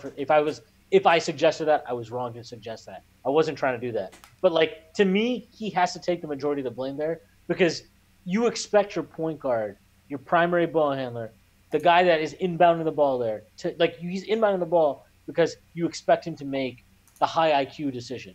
And he did not make the high IQ decision. So everything just rolls downhill. But you can't. So I agree with you though. Vonleh deserves a lot of blame too. Go ahead, Rock. But my thing is you can't throw the ball to where the player doesn't run. Noah Vonleh didn't run to the backcourt. He stood right there. You only have 5 seconds. If he doesn't run there was back 10 seconds though. There was 10. It was throw 5 the ball seconds. back there. You should want to throw the ball out. I guess. No, I'm talking 5 second inbound. You have 5 seconds. Oh, okay. Okay, I got you. You know what I'm saying? If Noah Vonleh doesn't run back there, he can't throw it back there. He has to get the ball in. That's fair. Yeah, that's fair. You see what I'm saying? So my thing is, if that's an IQ as a whole. Yeah. If nobody runs back there, that's the coaches on down to the players. Yeah. He can't throw it back there. At that point, he's helpless because he can only throw the ball where a wide open player is. And I just felt like Keith Smart didn't draw up a good play, and that's what happened. And it was a good effort. You appreciate the effort, especially as a Knicks fan. But there was a lot of bonehead plays, and I love Knicks. Frank Ntilikina's effort, but I would rather trade for Dennis Smith Jr. than and then try to grab someone else and then than go for another point guard. I feel like in the draft with the talent that's in the draft, and I'm about to end because I know you guys got a lot of calls. Yep. But with the talent that's in the draft, try to trade for a point guard and then get more talent through the draft rather than use a pick for a point guard right now. I just don't see. I think John Morant is a good point guard, but I don't. I got to see if he's. I don't know. JLs, where are you at on that? Appreciate the call, Rock. Everybody knows I don't like Dennis Everybody. Yeah, yeah, I wouldn't want him. Like I think somebody else kind of illustrated that point perfectly for me. Is like the point guards that there are. I know, like, to me, he projects to be a lead point guard, but he's not that lead point guard that's going to organize people and get to the right places and actually pass. So I want my point guards to pass. Who's going to be like a lead point guard? So for me, like, literally, I've seen a John Morant. I think he'll be dope as a point guard because I actually like his vision. Foremost, his vision, and I think he will be able to actually run the offense and get people easy shots. So yeah, I'm higher on Morant than Dennis Smith Jr. Shwinny, where are you at on the DSJ hype? I am not interested in any player who, in a second year of his career, leaves the team because of trade rumors. Yo, I'm telling you, man, stay far away from this kid. I've been telling people, it's buyer's remorse. You can get away with that in Dallas. That's not gonna fly in New York. That's not gonna fly, man. Compare the way how Frank handled being in trade rumors, now Dennis Smith, and not just trade rumors, getting DNP, CD, like all that stuff. Compare that to Dennis Smith Jr. Like, nah, I'm good. I don't care if he's a better player. I don't see him succeeding here. I just don't. I think this is not the place for him, man. This is not the place for him. People say all the time Frank's not built for this. Maybe he's not built for it. I don't know. But I know sure as hell that if you're that much in your feelings because you were floated in trade rumors, you're not. It's not a good sign. You're not built for this. You're definitely not. Not a good sign, man. All right, before we get to the player ratings, I know we got some more people on the phones. We're going to get to those people as well. I see Ernesto in there. I see Delano in there. I see Medina in there. We're going to get to you guys as well. Shout out everybody in the chat on this post-game live Wednesday night. Knicks, hit that thumbs up button for your boys. CP from the Knicks Fan TV. My man JL's from the Nick of Time show's in the building. My man Schwinny from Posting and Toasting is in the building. Just recapping this 114-110 diabolical loss at the Garden. James Harden dropped 61 on the Knicks tank, but the Knicks led by ISO Zoe with 31 points of his own. Fought admirably to the end. So we're just recapping that. Took a lot of calls. Shout out to everybody that called in. And yeah, man. Yeah, Shwinny, go ahead, man. You gotta take a break. Go ahead, bro. Yeah, I'll be right back. Yeah. All right, Jels, let's run these player ratings real quick, and then we'll get to the rest of the calls, man. Player ratings are rough today. Let's see. Well, I mean, obviously, you know, ISO definitely. Yeah, ISO besides ISO. Yeah, what else you thinking here? Besides ISO, yeah, Timmy with 21, 6 of 16 shooting, minus 12 on the night. Yeah. This is tough, man. Exactly. You know what? You know where I would go? I would go ISO.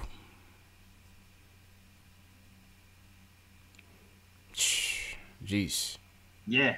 I like Mitch's game. I like what Mitch did out there. That's what I'm thinking too. I'm thinking Mitch. I like what Mitch did out there. Shout out to Mitch. 12 points, couple blocks. I would say ISO 1, Mitch 2. I guess you can go Timmy. You know, you can go Timmy 2 or 3 with 21 points. 21 points, you know, shooting percentage was terrible, but 4 rebounds. Yeah, I think I would go ISO, Timmy, and Mitch tonight would be my three standouts. What do you guys think in the chat, man? Who are your 3 standouts from tonight's game? Where are you going with this, Jales? I'm going back and forth for that 31 dog. Am I going Mitch or Frank, yo? I know he had 0 points, but it was just like that comeback. You can go Dot, but I'm gonna go ISO for sure 1. Yeah. That's the easy one. Mitch 2. Man. Tim did great in the first half. Yeah, they had a good first half. Frank brought us back within 2.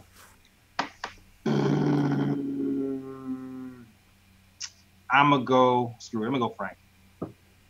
Tim, Frank, and Mitch. The only 0 point. The only 0 point. Yeah, this 0.3 0.3 star of the night goes to Frank. Schwinny, who your I guess your 3 notables in tonight's loss here? Trier, Frank, Mitch. Yeah, that's what I said. I said Trier. No, I said Trier, Timmy, Mitch. That's what I went. I went Trier, Timmy, Mitch. But I thought Frank was definitely up there. Fourth quarter. Say that again? That Tim can kick rocks after that fourth quarter. Yeah, fourth quarter was ugly. Fourth quarter was ugly. Shooting percentage was off. Nah, forget that last possession. I'm happy that last caller brought it up because he was supposed to switch.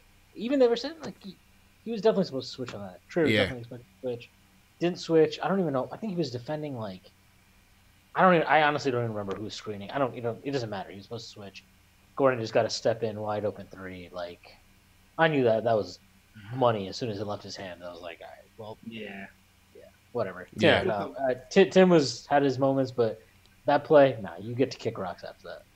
Yeah, I understand keeping the ball out of Harden's hand, but it was like a little bit too. He overplayed it a little bit too much. Yeah, if Trier's gonna switch right there, that's fine. Like you just don't want to give up. You don't want to give up a 3 there for sure. That's what you don't want to do. That's a fact. A wide open 3, not just a 3. Wide open 3. It's like I know you want.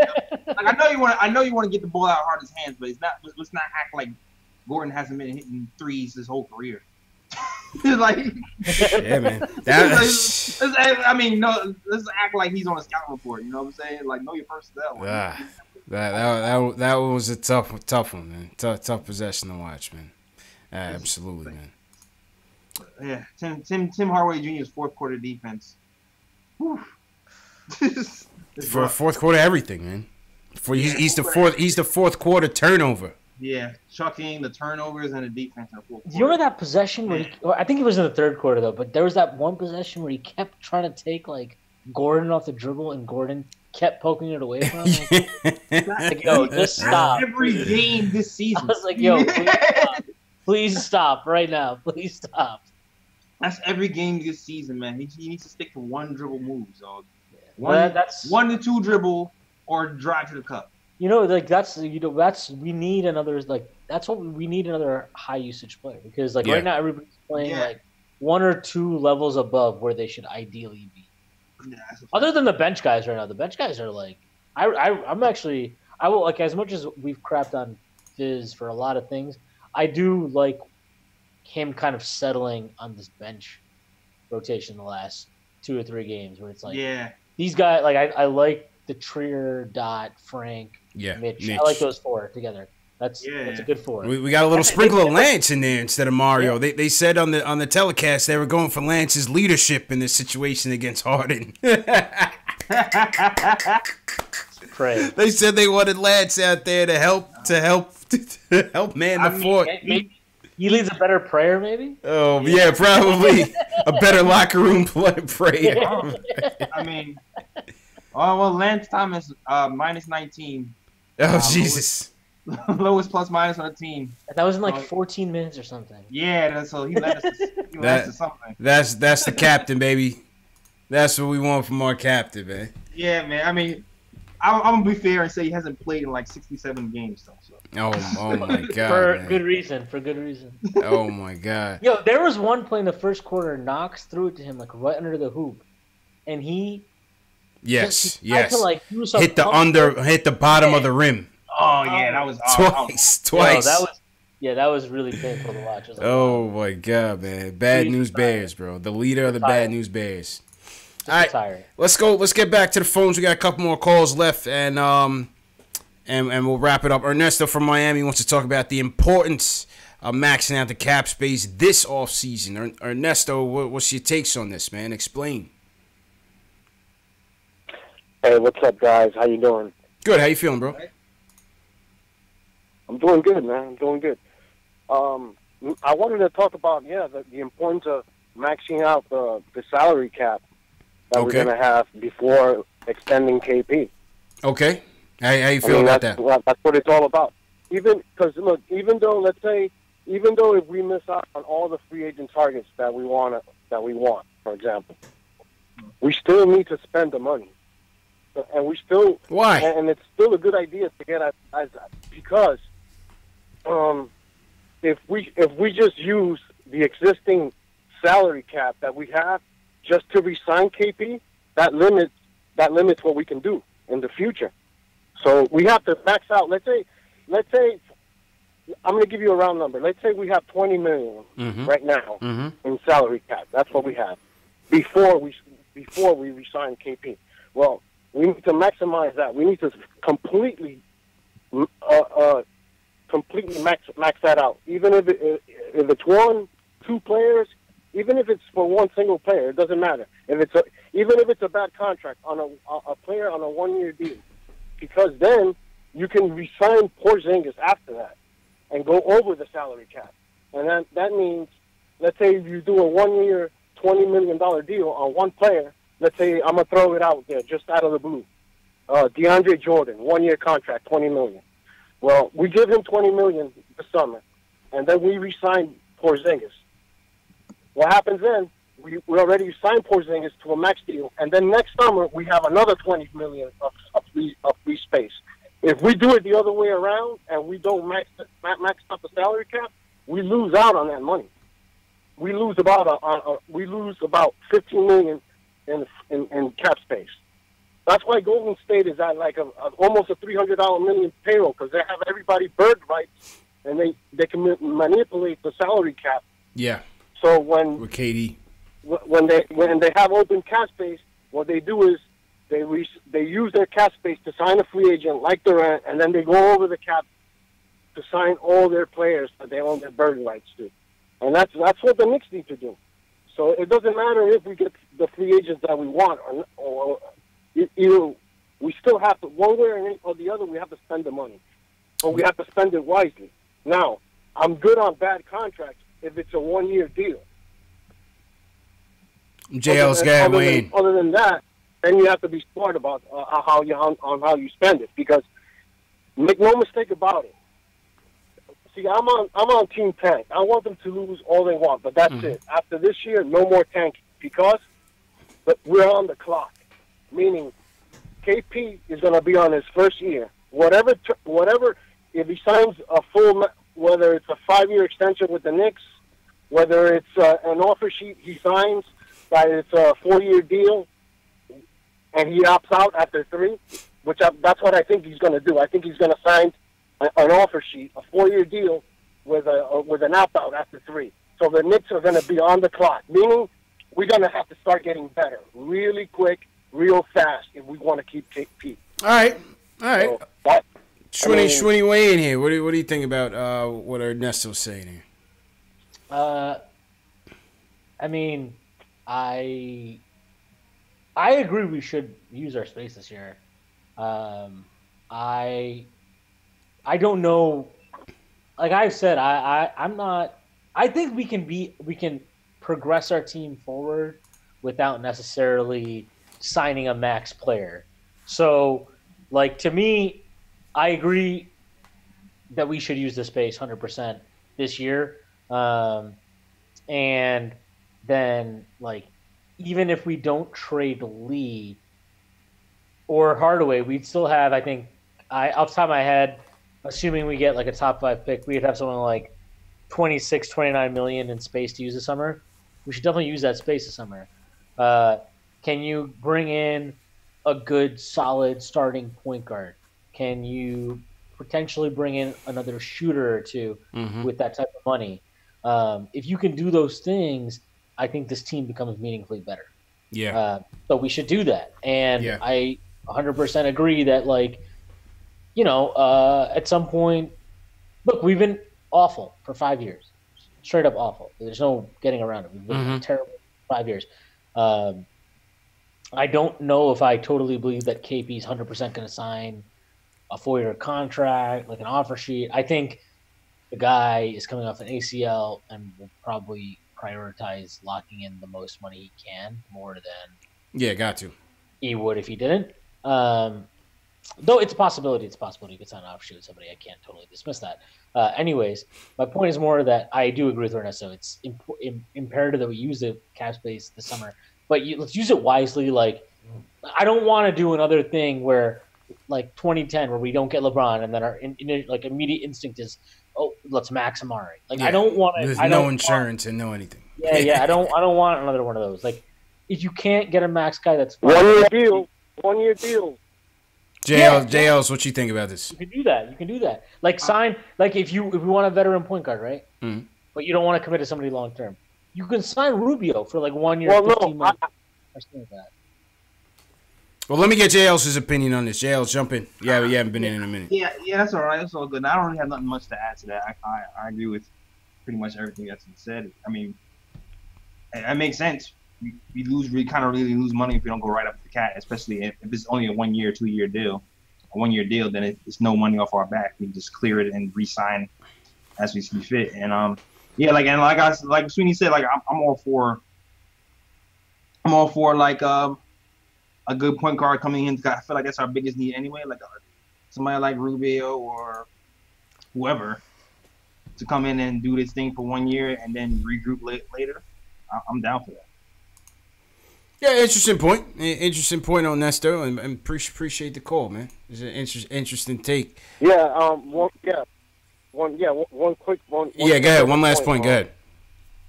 Yeah, I think. I mean, point guard is our that's our best need, and it's what's gonna make us better really quick. Mm-hmm. I think Frank has the potential to be our point guard, but he's not there yet. But on a championship team, at least Frank has the potential to be a backup on a championship team. I can see him being that guy. But we do need a starting point guard. And I think Kemba Walker's the way to go. I mean, Ernesto's in the Kemba bag. Okay. Would you max Kemba? Because I think that's what it would take. Around $25 billion, no more than that per year. You're gonna have to max out Kemba Walker every dime that you have. Yeah. Every dime available to him. Charlotte's definitely giving him a max. They're definitely. Yep. MJ's gonna bring him back. Absolutely. Yep. MJ probably bet on that shit.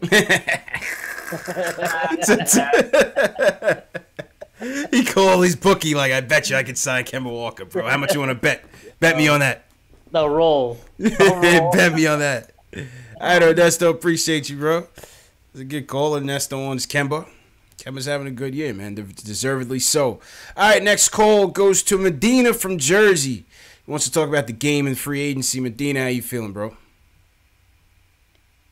What's up, guys? When I came across your YouTube page, I was searching for Nick highlights. So appreciate that you guys do this. Hey, man, you came to the right place, bro. I hope you subscribe to the channels. Not just Knicks Fan TV, not just the Nick of Time show, but I hope you're also reader of Posting and Toasting, Medina. This is it, man. Don't get no better than this. You got the Frazier Posting and Toasting. What you call it? Yeah, but quick point is, what's you see that highlight with Hardaway and Trier? You see that as brewing right there, right? You know that's not going to end well. Nah, I don't think so, man. I don't think so. Dudes in the league will tell you they get into it all the time in practice, in games. Listen, Michael Jordan used to slap players across the face. He knocked Steve Kerr's teeth out, man. Yeah. It's all love, I don't think it. I don't know. I mean, you might feel like I don't know. I see something there. Maybe I'm just overreacting about it. But second point, a lot of players see what Kanter, is going through right now. And players see that. They're like, that's how they treat players in New York. This is the second player that's coming out, being dysfunctional already with the organization, with players. Players don't want to come to that. You know what I mean? I'm sorry. Nobody thinks that Kanter crying about his minutes in a contract year is about dysfunction. That's about Kanter prioritizing his money over anything else. Like, Kanter can... No, that's... We didn't force him here. I'm not. And you know what? And if you're talking about Melo, look at what Melo's doing right now. Like, Melo can cry all about how we treated him wrong. All I know is that man took the money at every turn. He had no problem taking the money, and then he left. and said he was going to prove all the doubters wrong. And what did he prove? He proved all of us right.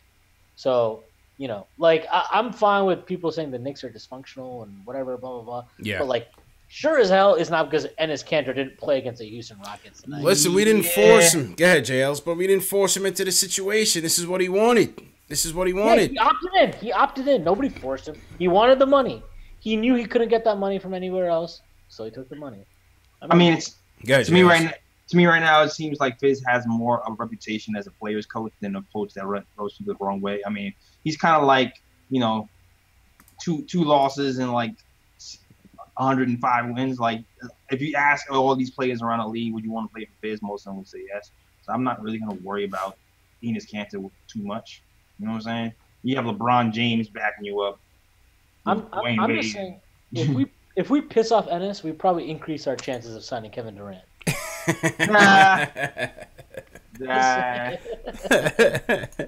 Yo, Medina, appreciate the call, man. Make sure you subscribe to the channel, man. Definitely. I'm glad you found our show, man.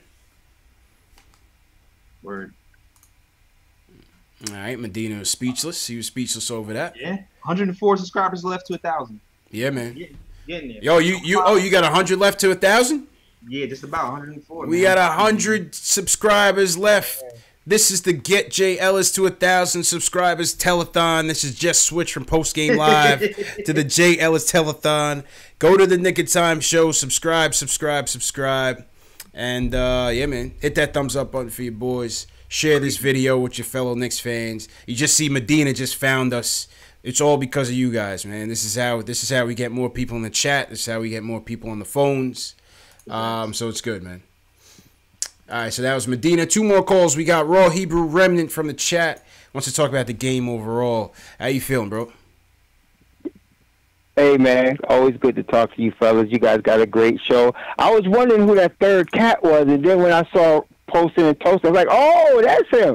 I like reading his stuff, man. Yeah, man. I like reading his stuff. He's pretty good. He's pretty good. I like reading his stuff, man. Absolutely. Real quick, I know I've been watching y'all. Always good to watch your show. The game was. I'm very happy with the game. I'm very happy with the guy. I know I want us to win, but I'm fully like on with the tank thing. I'm very happy with the game. So I knew the tank was on when they put Hardaway and Moutier at the end of the fourth quarter. So I was like, this tank is on because they had. I'm glad they played the kids though. So they started the fourth quarter with the 5 kids, and I'm liking that. Now I know y'all gonna disagree with me, but I really think we set at point guard with Frank. I'm happy with Frank. I mean, when you think about this. First off, when y'all went through the players of the night, it's very simple. Just go to the plus minus because if you look at the plus minus, that shows you who was tonight, especially. It doesn't always show, but tonight it shows who was really playing. And the guys that were plus was Frank, Mitch, Dotson, Trier. Yeah. Yeah, I mean, so that's those are your guys. So and I don't know why everybody thinks that somebody's got to score in order to be effective on the court. Frank is a perfect example of a guy that can control the game. He's eventually going to be one of these guys. He's going to control the game without even having to score a lot. He's going to be that kind of guy. And first off, I don't understand why, and please, maybe you guys can explain to me. Moutier has started at point guard for the New York Knicks more than 44 games. When he came into the league, he was a high turnover guy that didn't play defense and had a low basketball IQ. He's still a high turnover guy that doesn't play defense and has a low basketball IQ. And they've committed to starting him for the rest of the year.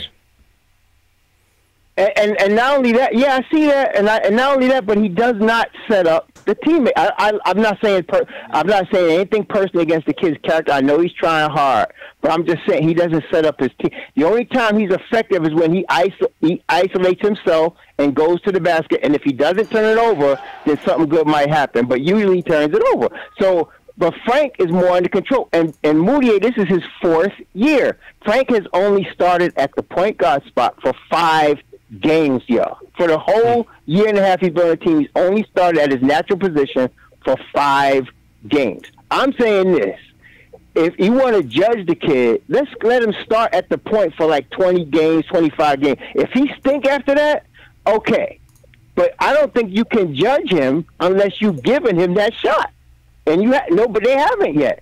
So I'm saying, from what I'm seeing, from what I see with this kid, I think he's the answer. I can understand why somebody will, but we just impatient. If we just wait, KP is 23. So you bring KP in next year, he's 24. Frank is 21. Let them guys play together for a year. And this thing with John Morant, I'm not saying John Morant is not good, but, you know, we tend to think because some kid is dunking on who gives a crap state that he's going to come in the NBA and dominate. He's going to take 2 or 3 years to develop himself. I mean, he's got talent, but we've already invested time in Frank, and I'm thinking he's really the answer. I'm thinking, what do y'all think? I like the idea of getting either a Tobias Harris or a Rozier. I don't think we can get both of them because we have to get rid of both Lee and Hardaway. We can't get both of those guys unless we get rid of both Lee and Hardaway. But I'm thinking we can get Rozier between like 20 and 22 million a year, which won't kill all our cap space. And I'm thinking we can probably, if we do that, we might be able to re-sign Von Lee. But if we need to get rid of Von Lee to get Timmy Hardaway out of here with his contract, I'm all for that. But I'm just saying, I think one of those two guys, because if you want to bring in a veteran guy like Rozier, is not like, I mean, what is he, like 25? He's not a real like veteran guy, but he's been in big spots, obviously. And so I'm thinking he's got the heart to play. He's not a dumb player. He's a high IQ guy. I like him, but I don't think we should dump on Frank like that because if you just wait another year and give the boy a chance, like he hasn't gotten a full chance. You can't keep yanking him back and forth, and then when he goes 0 for 7, but he's +8, he stink. Whereas Moutier got 7 turnovers, and people talk about what he scored. I mean, come on. I mean, whenever I want to know some stats. If Moutier scores over 20, how many games have we won when Moutier scored over 20? That's what I want to know. Because, and how many games have we won when Frank's played over 30 minutes? I would like to see those stats because I think those would be telling. I think those would be telling. Well, anyway, I don't want to keep that. I appreciate you, bro. Go ahead, Sweeney. I agree with you because, to me, I've always thought this. I think turnovers are way worse than missed shots. Because on a missed shot, what happens on a missed shot? You could get an offensive rebound. You can get an offensive rebound. You get another possession. On a turnover, there's nothing good that comes from a turnover. You either just threw the ball out of bounds so the other team gets the ball, or it's a live ball turnover and a fast break either way. And like, how many of his possessions? 90 seconds. How many possessions of his today ended in points the other way? I have no idea, but like I know that garbage turnover. He had like 2 garbage turnovers at the end of the game that ended in the Rockets getting points the other way. Yeah. So like, I agree with him. Like Frank hasn't gotten I actually think it was 9 games, not 5, but like either way, 9 games. And then they had 1 horrible quarter against 60 seconds. And then that entire starting lineup has never actually played since then. So, and that's been our only plus starting lineup. Yeah. So, I think we were 3-6 that starting lineup. With every other starting lineup, let me just do this math real quick. We're 7-30. So I would say that maybe that lineup was better than every other lineup we put out there. I don't know, but they didn't get a fair shot. I'll say that. Nah, definitely didn't. It is interesting to see how this organization has prioritized Moutier over Frank. I was with Raw Hebrew Remnant. Earlier this year. I was saying, why not put Frank out there and just see what's happening. But at the same time, I don't know. I kind of do see why they wanted to see what Moutier and Moutier could bring to the table. In terms of maybe a backup plan C, plan D option in free agency. But, we'll see. We'll see, man. Next call, Delano. Delano, last call of the night, man. How you feeling, bro? Yo, what's going on? Hey, listen, I'm depressed. I'm not even gonna lie about it. I'm depressed. What happened, man? Here's my thing. Yeah. I don't mind the losing if we got a plan. I don't mind the losing with direction. Mm-hmm. What I do mind is when you got players that got comments and words of, I want to do something special in the Garden. That's the players we need to shut down. That's the players we need to show them, you can't do that, not in my house. Yeah. Where's the pride at? You know what I'm saying? Where's the pride? I think they tried, man. This dude is a beast. He's cooking everybody, though. Delano, what you want him to do? No, don't get me wrong. I'm not sitting here saying like, okay, again, because that's another argument for another day. Because I'm telling you now, Harden get away with too much. Yes. I don't know if he got naked pics of every ref or something like that, or what. But he do way too much, and it's blatant, and it's in your face, and it's like, how do you not call this? You know what I'm saying?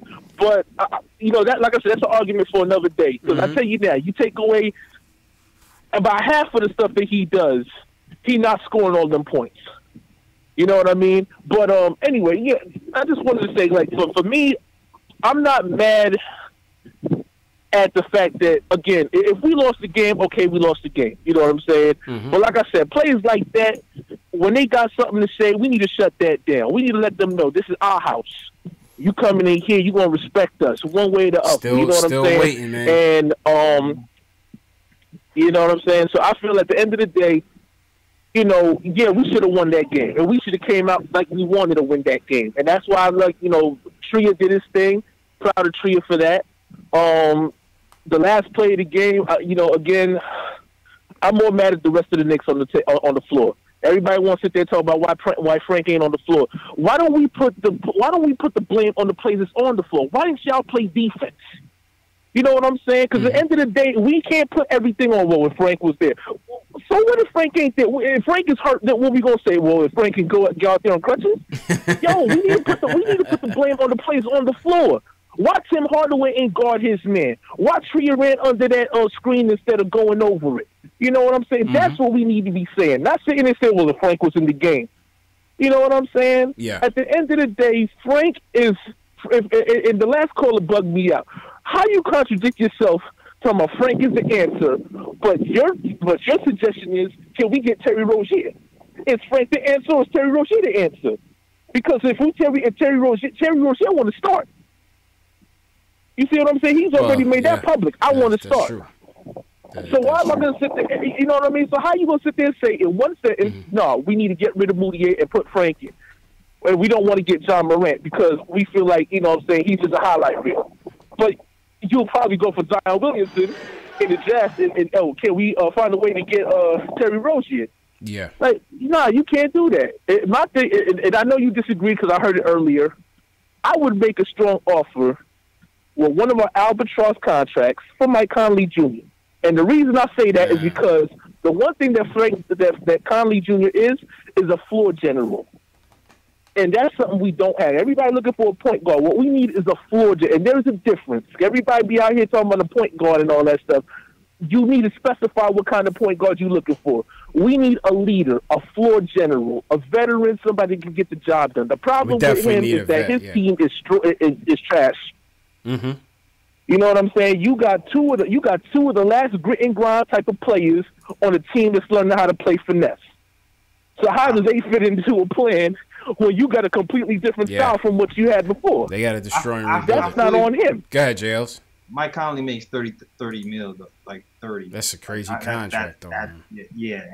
It's a lot of money, but that's what I'm saying. We got to get rid of these albatross contracts as well, because despite what, again, even though he's cheaper than Hardaway Jr., at least we know that Conley Jr. is more effective on the floor than Tim Hardaway Jr. is. Yeah, but we can't be getting old players here who was always injured for $30 plus dollars, and that's the only knock on him. That's the only knock is his injury.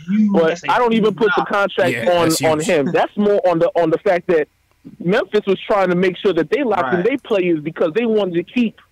You know what I'm saying? But that's not Mike Conley Jr.'s fault. I can't blame him for that contract. I'm not either. You know what I'm saying? At the end of the day, we need a floor general. Who, however we get one, we need a floor general.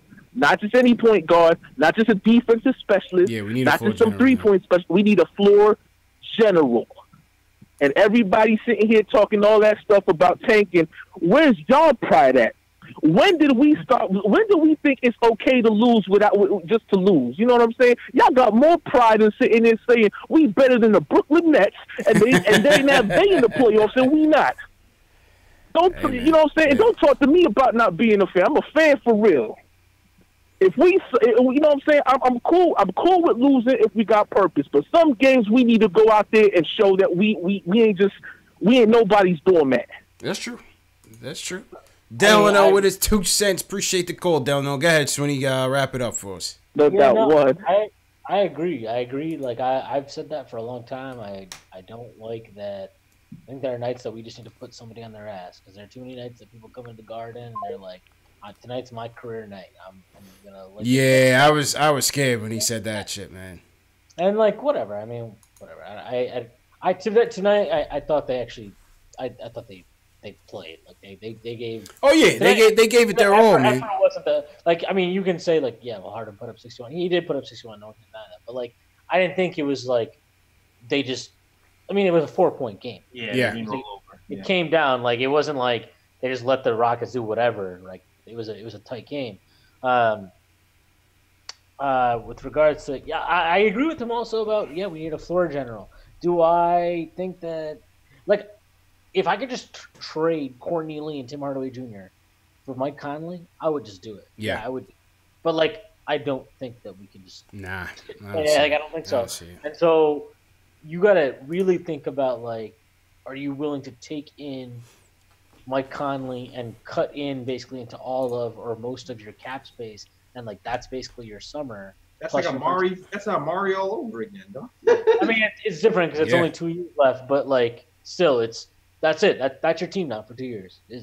Yeah, but he's not gonna play 20. I agree that's what I'm saying. Is like it's like is that worth it? Like I don't think it's worth it. That's why like I don't know. I agree with what he is saying. I don't think Conley is the guy. I don't know who's the guy, but like we don't make millions of dollars. We don't get paid to make decisions for like we just get not paid to talk shit about them. Facts. yeah, exactly. We just don't get paid to talk. But yeah, man. With that being said, I think this is a perfect segue to wrap it up. My man J. Ellis can't even keep his eyes open. Schwinny's, I'm faded. Schwinny's faded. It was a good talk, though. I mean, listen, at the very least, if we're not going to win the game, you at least ask for games like this, and we get a lot of conversation going. So shout out to everybody that called in. Shout out to everybody that weighed in on the chat. Go ahead, JLs. Yeah, let me shout out new subscribers. Yeah. Crossfly Paper, what up? Thanks for joining KOT. Mark Swift as well, and Sang Freud 929. Thanks for joining. Yep. Absolutely. I also see Jamie Lee 10 in your chat was asking, is there a way for overseas callers to weigh in? I'm going to get that figured out. I want to get some of you guys from overseas in here connected, whether it's through Discord or Skype or something. I'm going to figure that part out and get some international people in here. Yeah.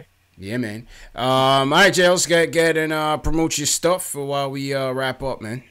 Cool. Podcast just dropped today. Definitely check that out. It's on YouTube, SoundCloud, iTunes, Google Play, Spotify. I'm on Spotify now. Yes, sir.